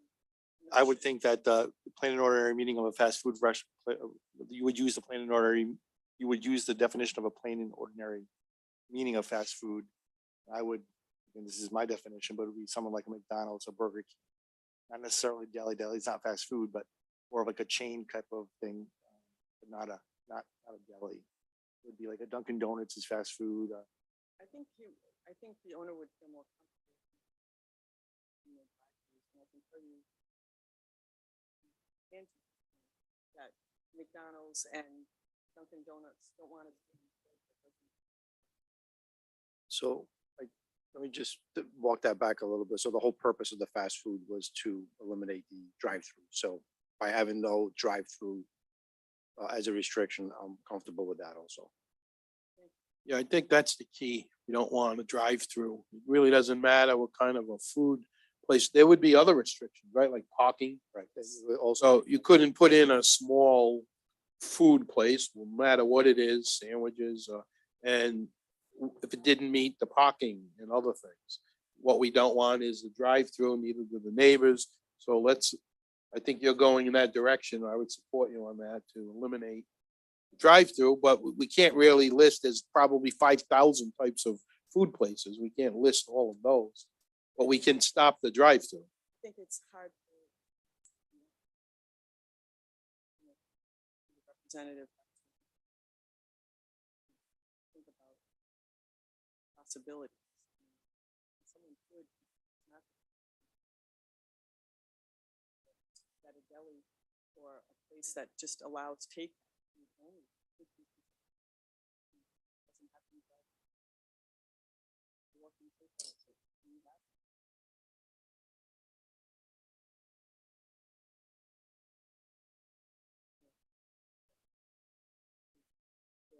There to this owner.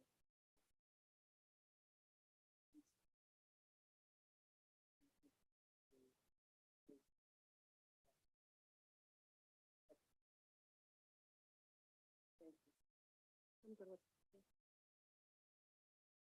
Can I make that into a form of a motion? So before we close out, because it was still in public hearing as well, would anybody like to object? Anybody like to talk?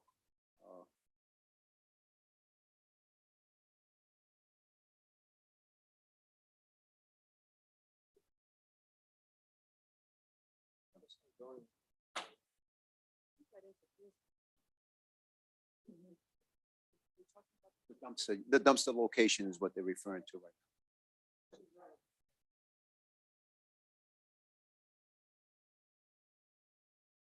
So dumpsters have to be a certain distance from property lines. Right.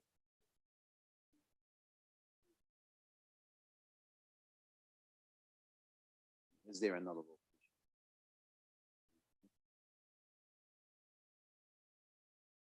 It's not on my map. I didn't see it.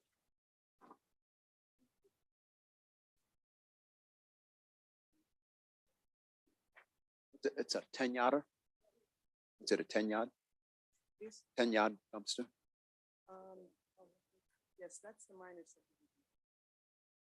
Yes. But this council doesn't.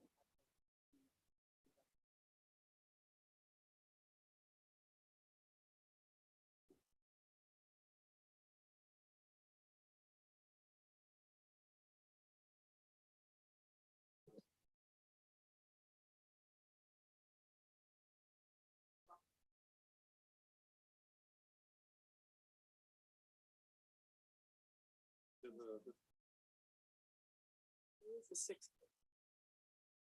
Yeah, you wouldn't see it. So it's enclosed? It's enclosed, it has to be by zoning ordinance, and then there's a 6 foot fence. That each 5 feet, that's under the zoning, and then there's a 6 foot. We thought it would be make most sense to be located at the wasn't maneuver around the back. That's the thought. Is there another location it could possibly go in?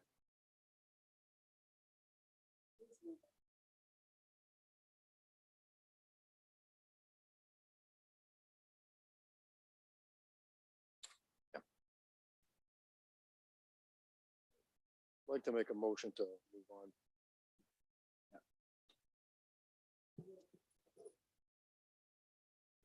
Okay. Yes, not yet.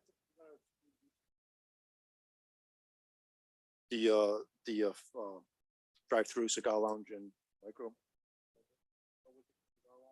Correct. So I would like to make a motion for approval with the exclusion of fast food, drive-through. Not allowed, cigar lounge and microbrewery. I think down the road, there can be a discussion with property owner as to, placement of that dumpster. I really think Also, 10-yard dumpster is not that big to begin with, right? Councilman, it's a microbrewery / distillery, so I think you want to exclude both. Correct, microbrewery slash distillery. There's a motion on the floor at this point in time. Council President, if I could, I don't think you've closed out public hearing. Oh, thank you.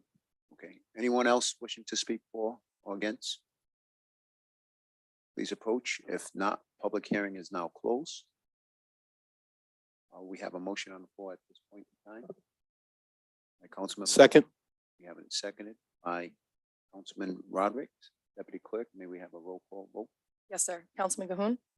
I just quickly want to say a couple things, right? So and I very much appreciated what Council Morado was just working to do to come to a compromise so we could go on and get this completed, right? I think people need to think about, and I very much understand the concerns of the residents in the immediate area.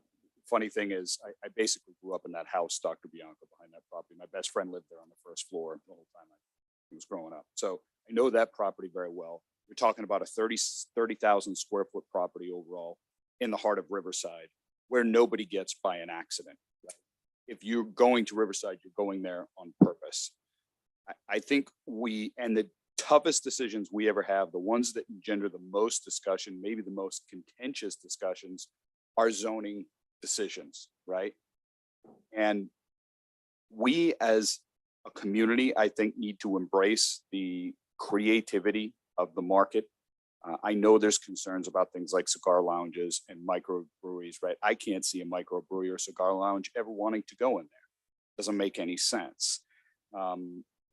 Continually restricting things with 1960 zoning kind of thought is a great way to make sure we stay a 1960 community forever. So that's just something we need to keep in mind. I'm gonna vote aye. I would prefer not to see any of the restrictions at all, and I just wanted to make that clear. I understand why we put them in place for the purpose of moving on, but I am gonna vote aye, and I just wanted to state for the record where I was. So we do have a motion on the floor at this point in time. Was it seconded? We have a seconded. We'll follow through on a roll call vote, please. Yes, sir. Councilman Cahoon. Aye. Councilman Morato. Aye. Council Vice President Rodrick. Aye. Councilwoman Souza. Aye. Council President Brito. Council? Thank you very much. That's just amendment.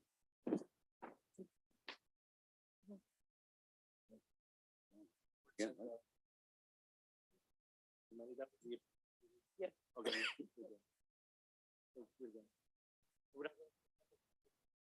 So move to approve the ordinance as amended. Second. Deputy Clerk, roll call vote, please.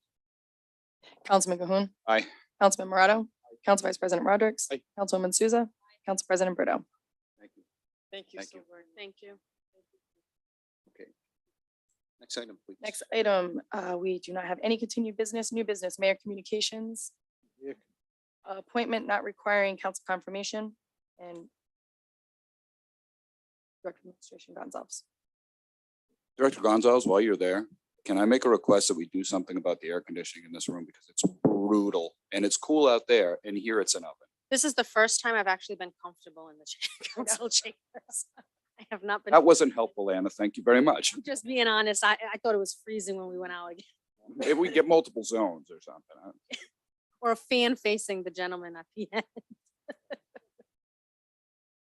Right, so, we're looking for, this is a courtesy notification that William Fazioli, you guys know, the Director of Planning and Economic Development, is being reappointed as the Chair by Honorable Governor Daniel McKee. Previously, he served on the board since 2006. From 2009 to 2018, he became the acting chairman of the board. In 2018 period, he was the chairman of the board. And his new term will be from June 6th, 2022 to June 5th, 2023.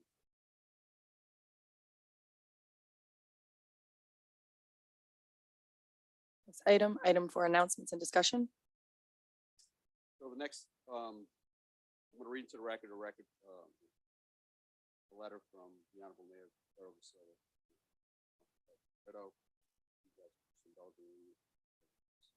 September 2nd through 2021, there was a severe rainstorm event at Abbott, Humphrey, and March Street neighborhood. This neighborhood has been dealing with flooding issues for decades. The Grant administration installed a new larger culvert to help deal with the running river of water flow in hopes of ending the flooding. Despite the improvements, however, we still have flooding. September 2021 storm was a severe weather event. That storm did not compare to the 100-year storm that occurred in 2010 that left this neighborhood and many neighborhoods around under several feet of water. Prior East Providence administrators tried to deal with this problem but had no success. September 2nd, 2021, in response to the rain event, Senator Jack Reed's office sent out an email to all Rhode Island municipalities informing us of federal funds available to the U.S. Department of Agriculture, Natural Resources, Conservation Trade to help municipalities deal with flood-prone neighborhoods. Mayor De Silva contacted Senator Reed's office, DPW Director Dan Borges, Assistant DPW Director Cadbury, USDA, NRCS, and arranged to meet the USDA that very same day. Later that day, members of the USDA, NRCS, city DPW staff, and Mayor De Silva met in the neighborhood, found and poured the flooded area. We met with several residents, several neighbors impacted by the flooding. The USDA and NRCS began the process of documenting the flood. DPW staff assisted in filing an application to the USDA and NRCS to seek the funds to offer residents the opportunity to sell it. Some months passed with the help of Senator Reed's advocacy and support. This project was awarded $9.65 million. The neighborhood has had flooding issues for years, and this USDA and NRCS program has existed for years and was successfully used after historic 2010 flooding to help other flood-prone communities around. Working hand in hand with the USDA and NRCS team and Senator Reed's office, we were successful in getting these funds allocated to Providence. Hopefully for those who voluntarily decide to sell their homes, will offer great relief by retaining single property market. This will also offer greater watershed capacity for the entire region. Thank you, Mr. Gonzalez. Next is the June 2022 general fund expense, capital expenses, Director of Finance, Malcolm Moore.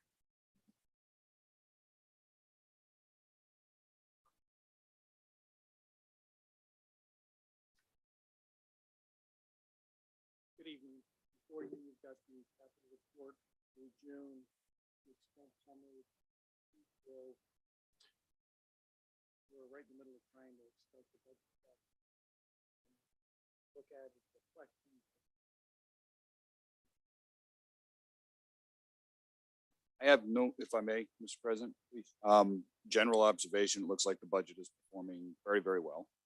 Just based on the general report and the numbers of where we are based on where we should be. One question, the skate park that we allocated funding for last November, it is on the list of things for encumbrances, program money. And notice we don't have an RFP or anything out for that yet. Do you know anything about that, Malcolm, or who's taking the lead on that? I've got it marked and I'll give you the exact line. Stand by. 6-2, Please. Yeah, I think you're right. This is why I dog-eared it. Yeah, 25,000. It's entitled something like K-Rob Skate Park or something like that. See a skate park under highway, 30,000 work's being done on. It's not it. Yeah.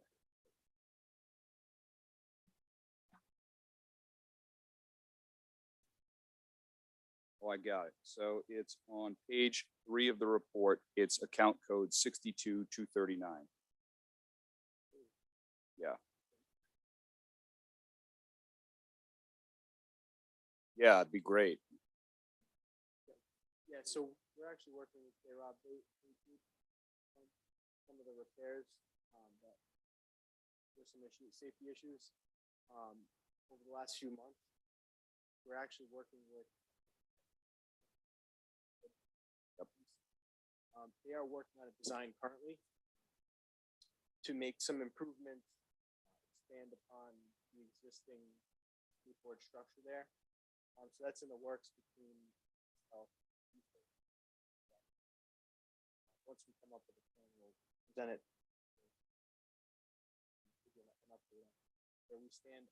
I'll be honest, I'm not sure during the design process the project is, but I know they are working on making some updates.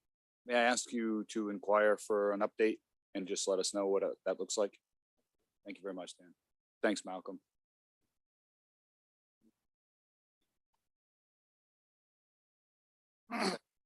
Next item, reports of other city officials, report of the city solicitor, the Claims Committee report. Thank you. The Council met as a Claims Committee in executive session. They approved the following claims of Donnelly Rousseau in the amount of $222.73. Too loud. Carolyn Guarino in the amount of $480. Claim of Miguel and Marianne Graca in the amount of $655. And a reconsideration of the claim of Heather Poor in the amount of $840 and some miscellaneous change. That concludes my report. Mrs. Solicitor. Next item, please. Next item, Acting Library Director Meredith Bonds Harmon. It's the introduction of the board members from the East Providence Library Foundation. Acting Library Director could not attend, but the East Providence Library Foundation is here. Oh, yeah. Just don't touch it. One word at a time, it'll be fine. Be careful. Nice to see you. Yes. I did. I most certainly did.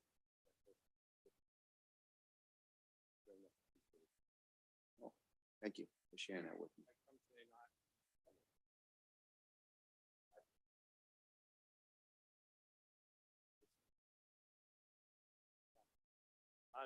Library director, which relatively newly dedicated to supporting the East Providence.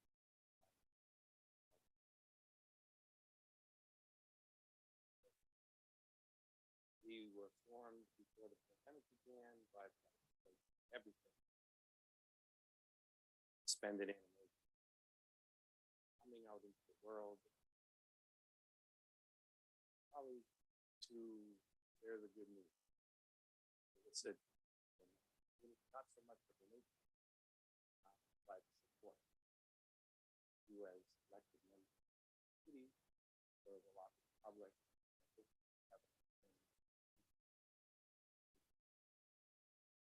You actually did great things.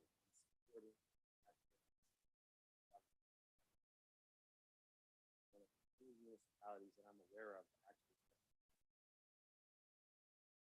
You also support facilitating and learning, essentially dedicated to programming for all ages, notably adults. Usually libraries interpret adult programming really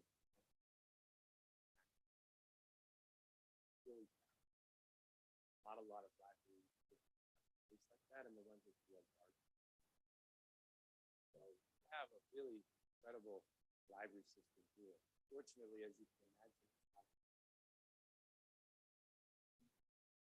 pledge to support the library through technology, through innovation consults, through classes that we library itself serves with about any given time 80 to 100 adults.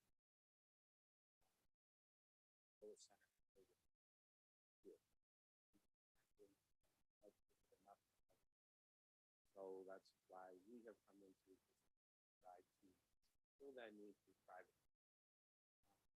Really, we see down the road supporting does a large scale kind of a project like this family. But at this time, we're really here to generate support for the library's adult language teachers, people who are interested in adult. So if you or any of the constituents would like more information, website, foundation. Alternatively, it may be simpler. You can just contact Carmen or her.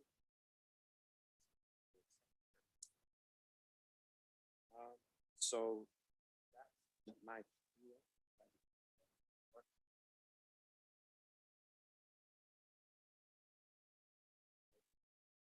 Michael, I would like to say, if you don't, I'm sorry, Mr. President, libraries have my ear. You've got my number. You see something that needs attention or could be improved, please let me know. Could I add, we have a great board, and I just want to say that publicly, they're doing a great job. Are you seeing people coming back now? I know we're not totally out of the pandemic, but are we starting to?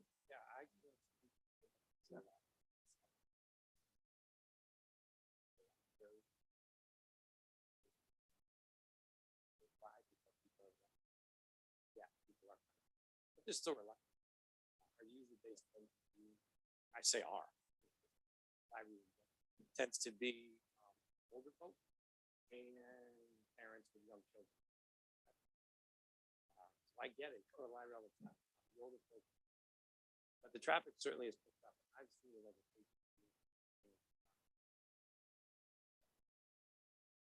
more and more people. The volume at Weaver looks like pre-COVID levels.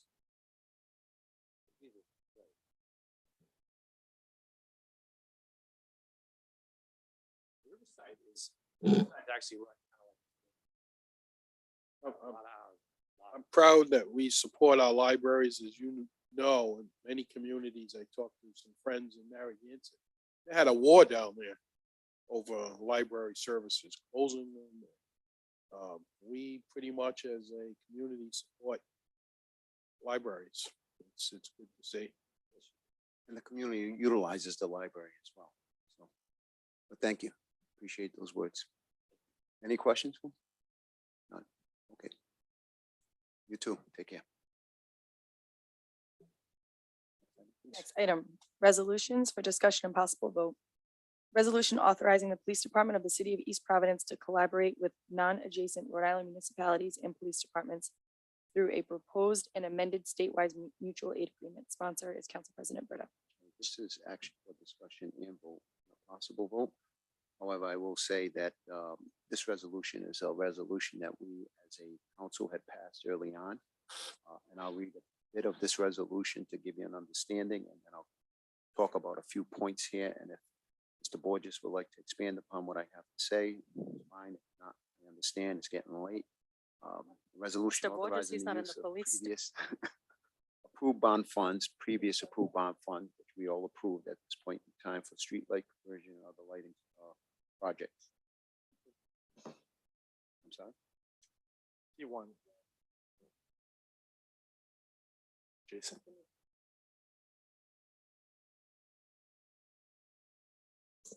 On lights, right? Nope. Resolution authorizing the police department of the city of East Providence to collaborate with non-adjacent communities.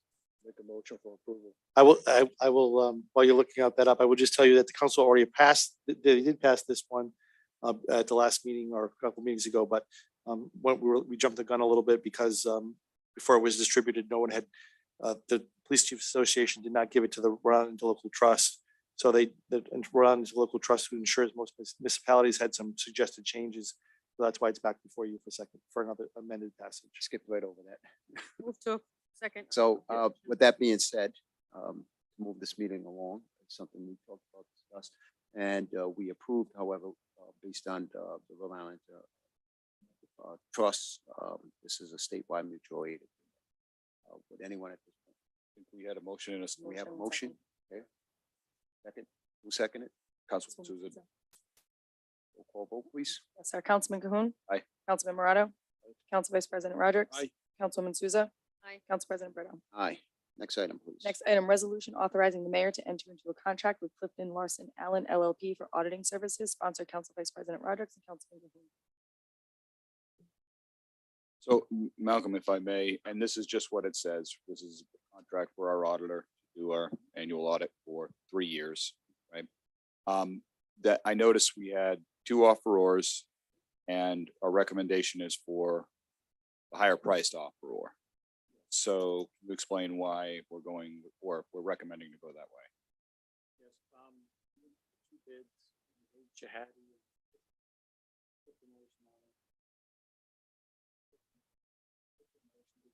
Higher, but when we look at it, we talking about it, we know that it's just like they're both very good companies. And we looked at the reference paper, the more the bigger the value.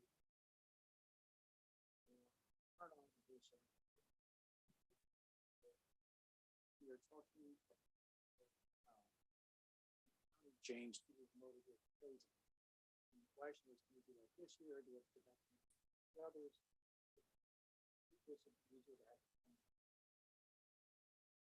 When we talked about in general, we gave him these recommendations.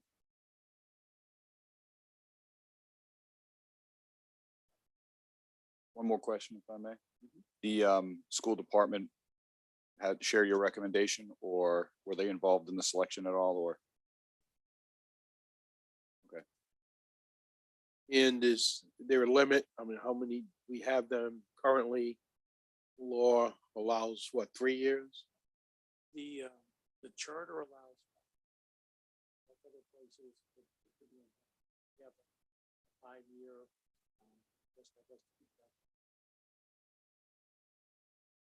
Will they make any comments or recommendations on changing of the fiscal year? Will they start to, or is that not part of their process? Would they start to throw out steps and figures, costs? No, not on something like that. They normally go through and audit the books and petition, warning, and these are things they would say that there's areas for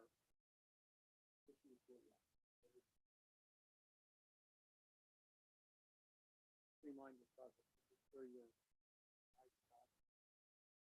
or as any other project that would be above the And just an anecdotal comment, all prior audits, current audits, they're done, they're completed. At times you hear comments from people saying, where's the audit? We never see an audit. Where we should be.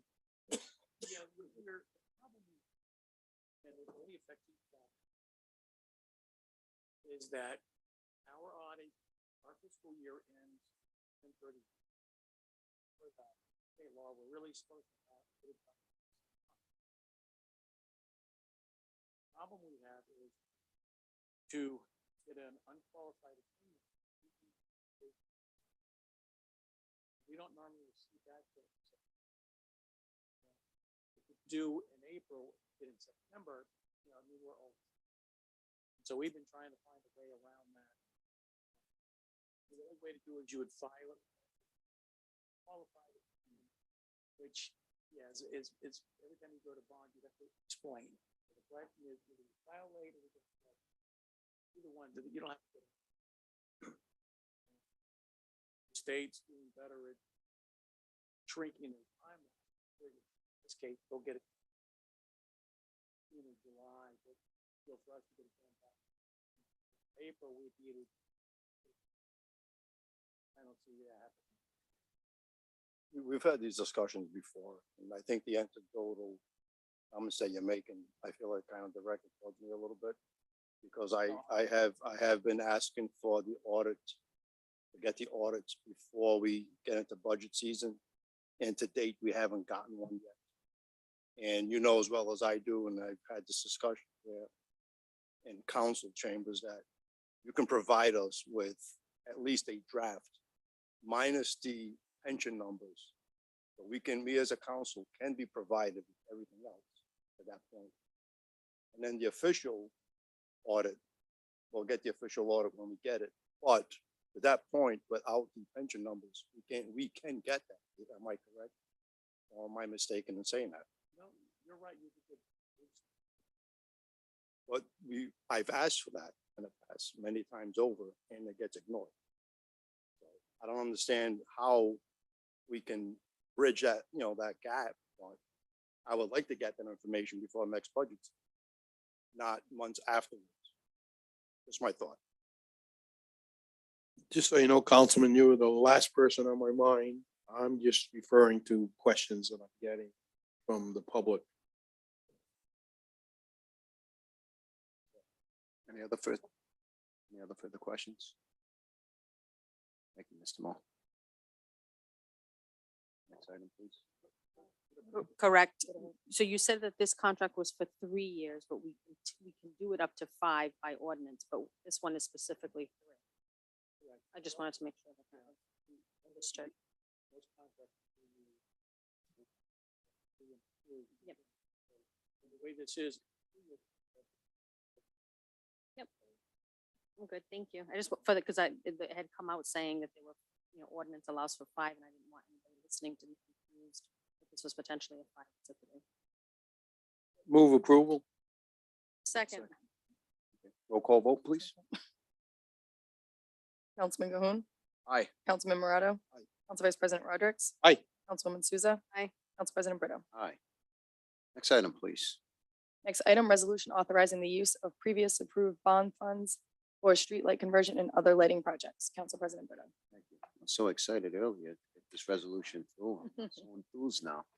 However, with that being said,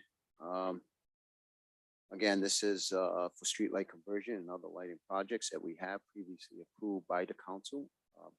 There are a number of things that we're looking to do at this point in time, we being the city. One thing is this will have an effect on is primarily change orders associated with wire replacement. Number one. Number two, the lighting arm replacement determined to be broken in the field for those arms that are broken. City Hall lights, want to put some lights around City Hall, and decorative street lights throughout the city, primarily over Warren Avenue point. So the city council previously authorized the mayor to enter into a contract with Rise Engineering pursuant to resolution number 152, book 27, page 182, for a total of $1.4 million. As a result of the lighting conversion and costs associated with the project beyond the scope of the original contract. would you like to talk about the scope beyond the original contract amount? Sure, yeah, Council President, you did a good job explaining it. So we're coming across, obviously now, the contractors provided us unit pricing for knowing, when an arm is broken or wires are frayed out in the field, we come across change orders. So as we come across those, we're billed monthly. Which we on those repairs. The contractor also provided costs to replace the city hall lighting around City Hall. Specifically the posts, if you look at the bottom, they're all rusted out and rotted. One is actually so we're looking to replace those. Part of that, as well as Warren, to give us a unit cost for the light replacement. It's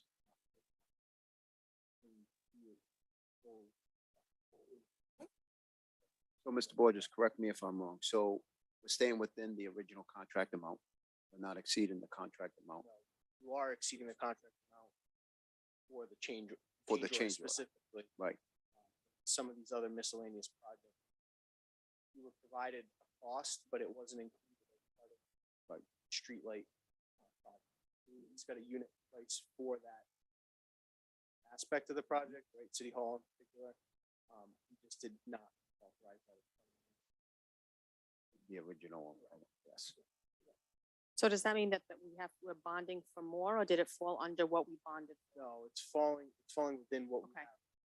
Okay, We just want authorization to right, to make spend it over the contracted. contract amount so that we can, pay for the change orders that are kind of sitting on my desk.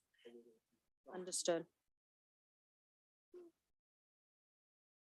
Director, do we know what the projected time to get a lot of these streetlights up? Yeah, I mean, I think we're close to 50%, if not just over, conversion. So ideally, within the next few months, we should be complete. Where did we start? We started on state roads. We wanted to offload the bill on those.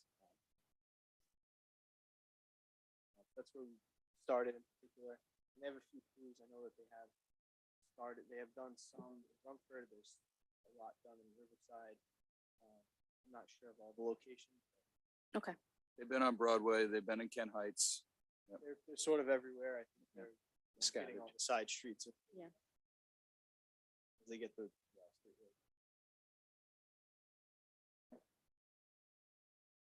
Any other questions from the council? I move to approve. I'll second. All right. Deputy Clerk, may we have a roll call vote? Yes, sir. Councilman Cahoon. Aye. Councilman Morato. Aye. Council Vice President Rodrick. Aye. Councilwoman Souza. Aye. Council President Brito. Aye, thank you. Next resolution, please. Next resolution is the resolution authorizing the mayor to enter into a contract amendment with GZA Geo-Environmental Inc. for continued engineering and consulting services and construction related to the Runnins River tributary restoration project. Sponsor Councilman Cahoon and Councilwoman Souza. Councilman Souza, would you like to take the lead? Sure. So we've been working with environment for quite some time now, since my involvement here on the council and with this project specifically. And I know that we have, as a council, been allocating funds right along in the capital improvement to continue work along the Runs River stream and corridor. And I'm glad to see that this is up and moving, because I know we've had some hiccups in the road and some delays due to permitting and things that were beyond control. And then, of course, COVID, which is another huge factor. So this goes to, obviously, with the time that the contract was discussed, there have been changes in pricing and additional work set out in stages. One of the questions I had was for Dan was the time frame of each of the tasks and stages. And I know we have to do primarily this work in dry season. And I'm just wondering what the timeline is for each of the stages, and if it was to start this year. We will be starting this year. I am. Let me share that with you. Please, that would be great. Yeah, but the intent is to start this year on.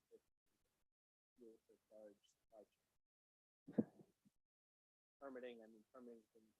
The number one issue that we were having right along, and why we were able to do a lot of the work that we know needed to be done, which will then help alleviate the flooding in that area. So looking through the list of the tasks that we had discussed initially with the company, and that's on the docket tonight, a lot of this will decrease all of that issues that we've had with the flooding, because now we're actually dredging out and giving room for the river to flow, building up the rim of the river so that way it's not overflowing. I still would like to see swales placed in those areas in the neighborhood that have, would benefit, just like they do with new contracted areas. When you're building like this really nice deep swales, I think the areas for that.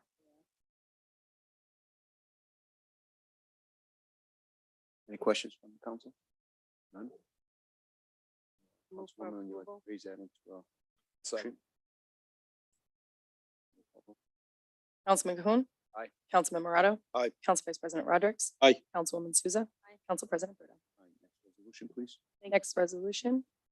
Resolution authorizing the mayor to enter into a contract with Hartford Paving Corporation for the Capital Sidewalk Improvement Program 2021 through 2022 project. Sponsors Councilman Cahoon. We're adding Councilwoman Souza. So I think we'll all recall, and gosh, I don't even remember which budget it was. The last budget, the previous one, where we have Previous one. $1 million even for the repair of sidewalks. We had a lot of discussions about specifically sidewalks on state roads that have been slated for years, decades, really, for improvement. And they've kind of been delayed because they've tagged along with the state road improvement plan, which we keep getting kicked down the road on. So after coming to a consensus amongst ourselves that we really can't wait, we can't wait for people to be tripping, falling into the roads. I think you recall we try to take on the getting people to shovel and snow blow their sidewalks. Well, it's kind of tough to do when they're full of holes and divots and roots and everything. So the contract that we're seeing for us is a proposal to do that work for $1 million on specific roads. There is a large portion, the largest portion of road that it's talking about begins on, and correct me if I'm wrong, Dan, but starts up at like Waterman Avenue, on the corner of Waterman Avenue, Tucket, and comes all the way down to Veterans Memorial Parkway. I'm assuming that's toward all the way down to Bradley Hospital. Is that right? It's Circuit Avenue from Warren. Oh, from Warren. I'm sorry. I thought it was Warman. My fault. Okay. Yeah, which is egregious. I think we've all walked on that. We've watched people, try and get back to church and school and everything else, and it's terrible. So I've been running on it recently, and it's a good workout because I'm like hopping from divot to divot and stuff. But somebody's going to go down on these things and get hurt badly. During COVID initially, one of the places I used to walk right up off Tucket Avenue up towards St. Martha's Church. You never really got to see and understand what conditions our sidewalks were in until you actually walk them. It's constantly driving. You don't get to see them. But when you walk these sidewalks, they were horrendous, especially in the area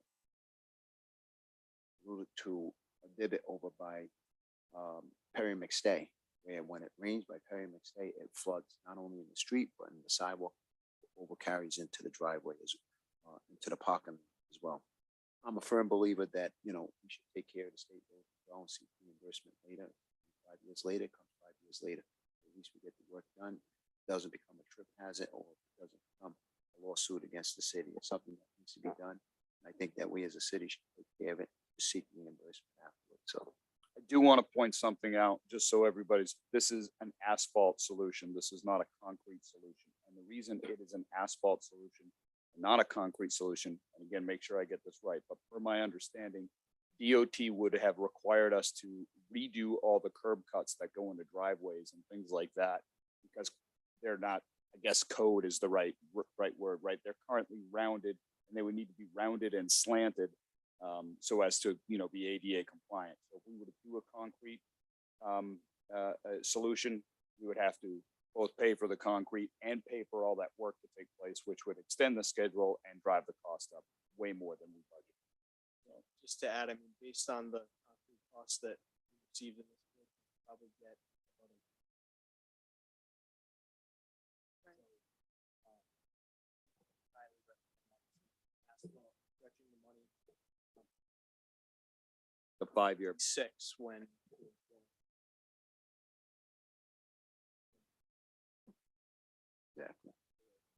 Okay. Large tracts of that sidewalk are currently gravel effectively. Councilman, you want to form that into a motion? I don't know, Councilwoman Souza, did you have a couple of Council- questions on this, Councilwoman, or were you good? Nope, I just want, just to be aware that this also includes, around schooling, streets for the public. Just to be aware that it does involve school sidewalks, because that was also a major point of, discussion is school safety and children being able to walk to and from school and getting out, being in that area. Yeah, just to note here as well, the bid did come in at 1.48 million. So we have to reduce the scope of the project within the capital. We want to allocate more after we have the ability to do so, but we're going to work with the contractor. We're willing to work with the city and the scope of work. My take is let's see the work that they do first and see how fast they do it and the quality of it, et cetera. Right, because an asphalt solution is an asphalt solution. Done wrong, it can, buckle, water get under, everything else. So, yeah. Potholes on the sidewalk. Yep. I know, but bigger. So with that said, I move to approve. I'll second that. Deputy Clerk, we have a roll vote, please. Yes, sir. Councilman Cahoon. Aye. Councilman Morato. Aye. Council Vice President Rodrick. Aye. Councilwoman Souza. Aye. Council President Brito. Aye. Next resolution, please. Next and final. Move for adjournment. It's adjournment. We did that one earlier. Item I will 6. Second, Councilman Souza's motion to adjourn. Okay. Roll call. Yes, sir. Councilman Cahoon. Councilman Morato. Council Vice President Rodrick. Aye, good luck, Ben Sears. Councilwoman Souza. Aye. Council President Brito.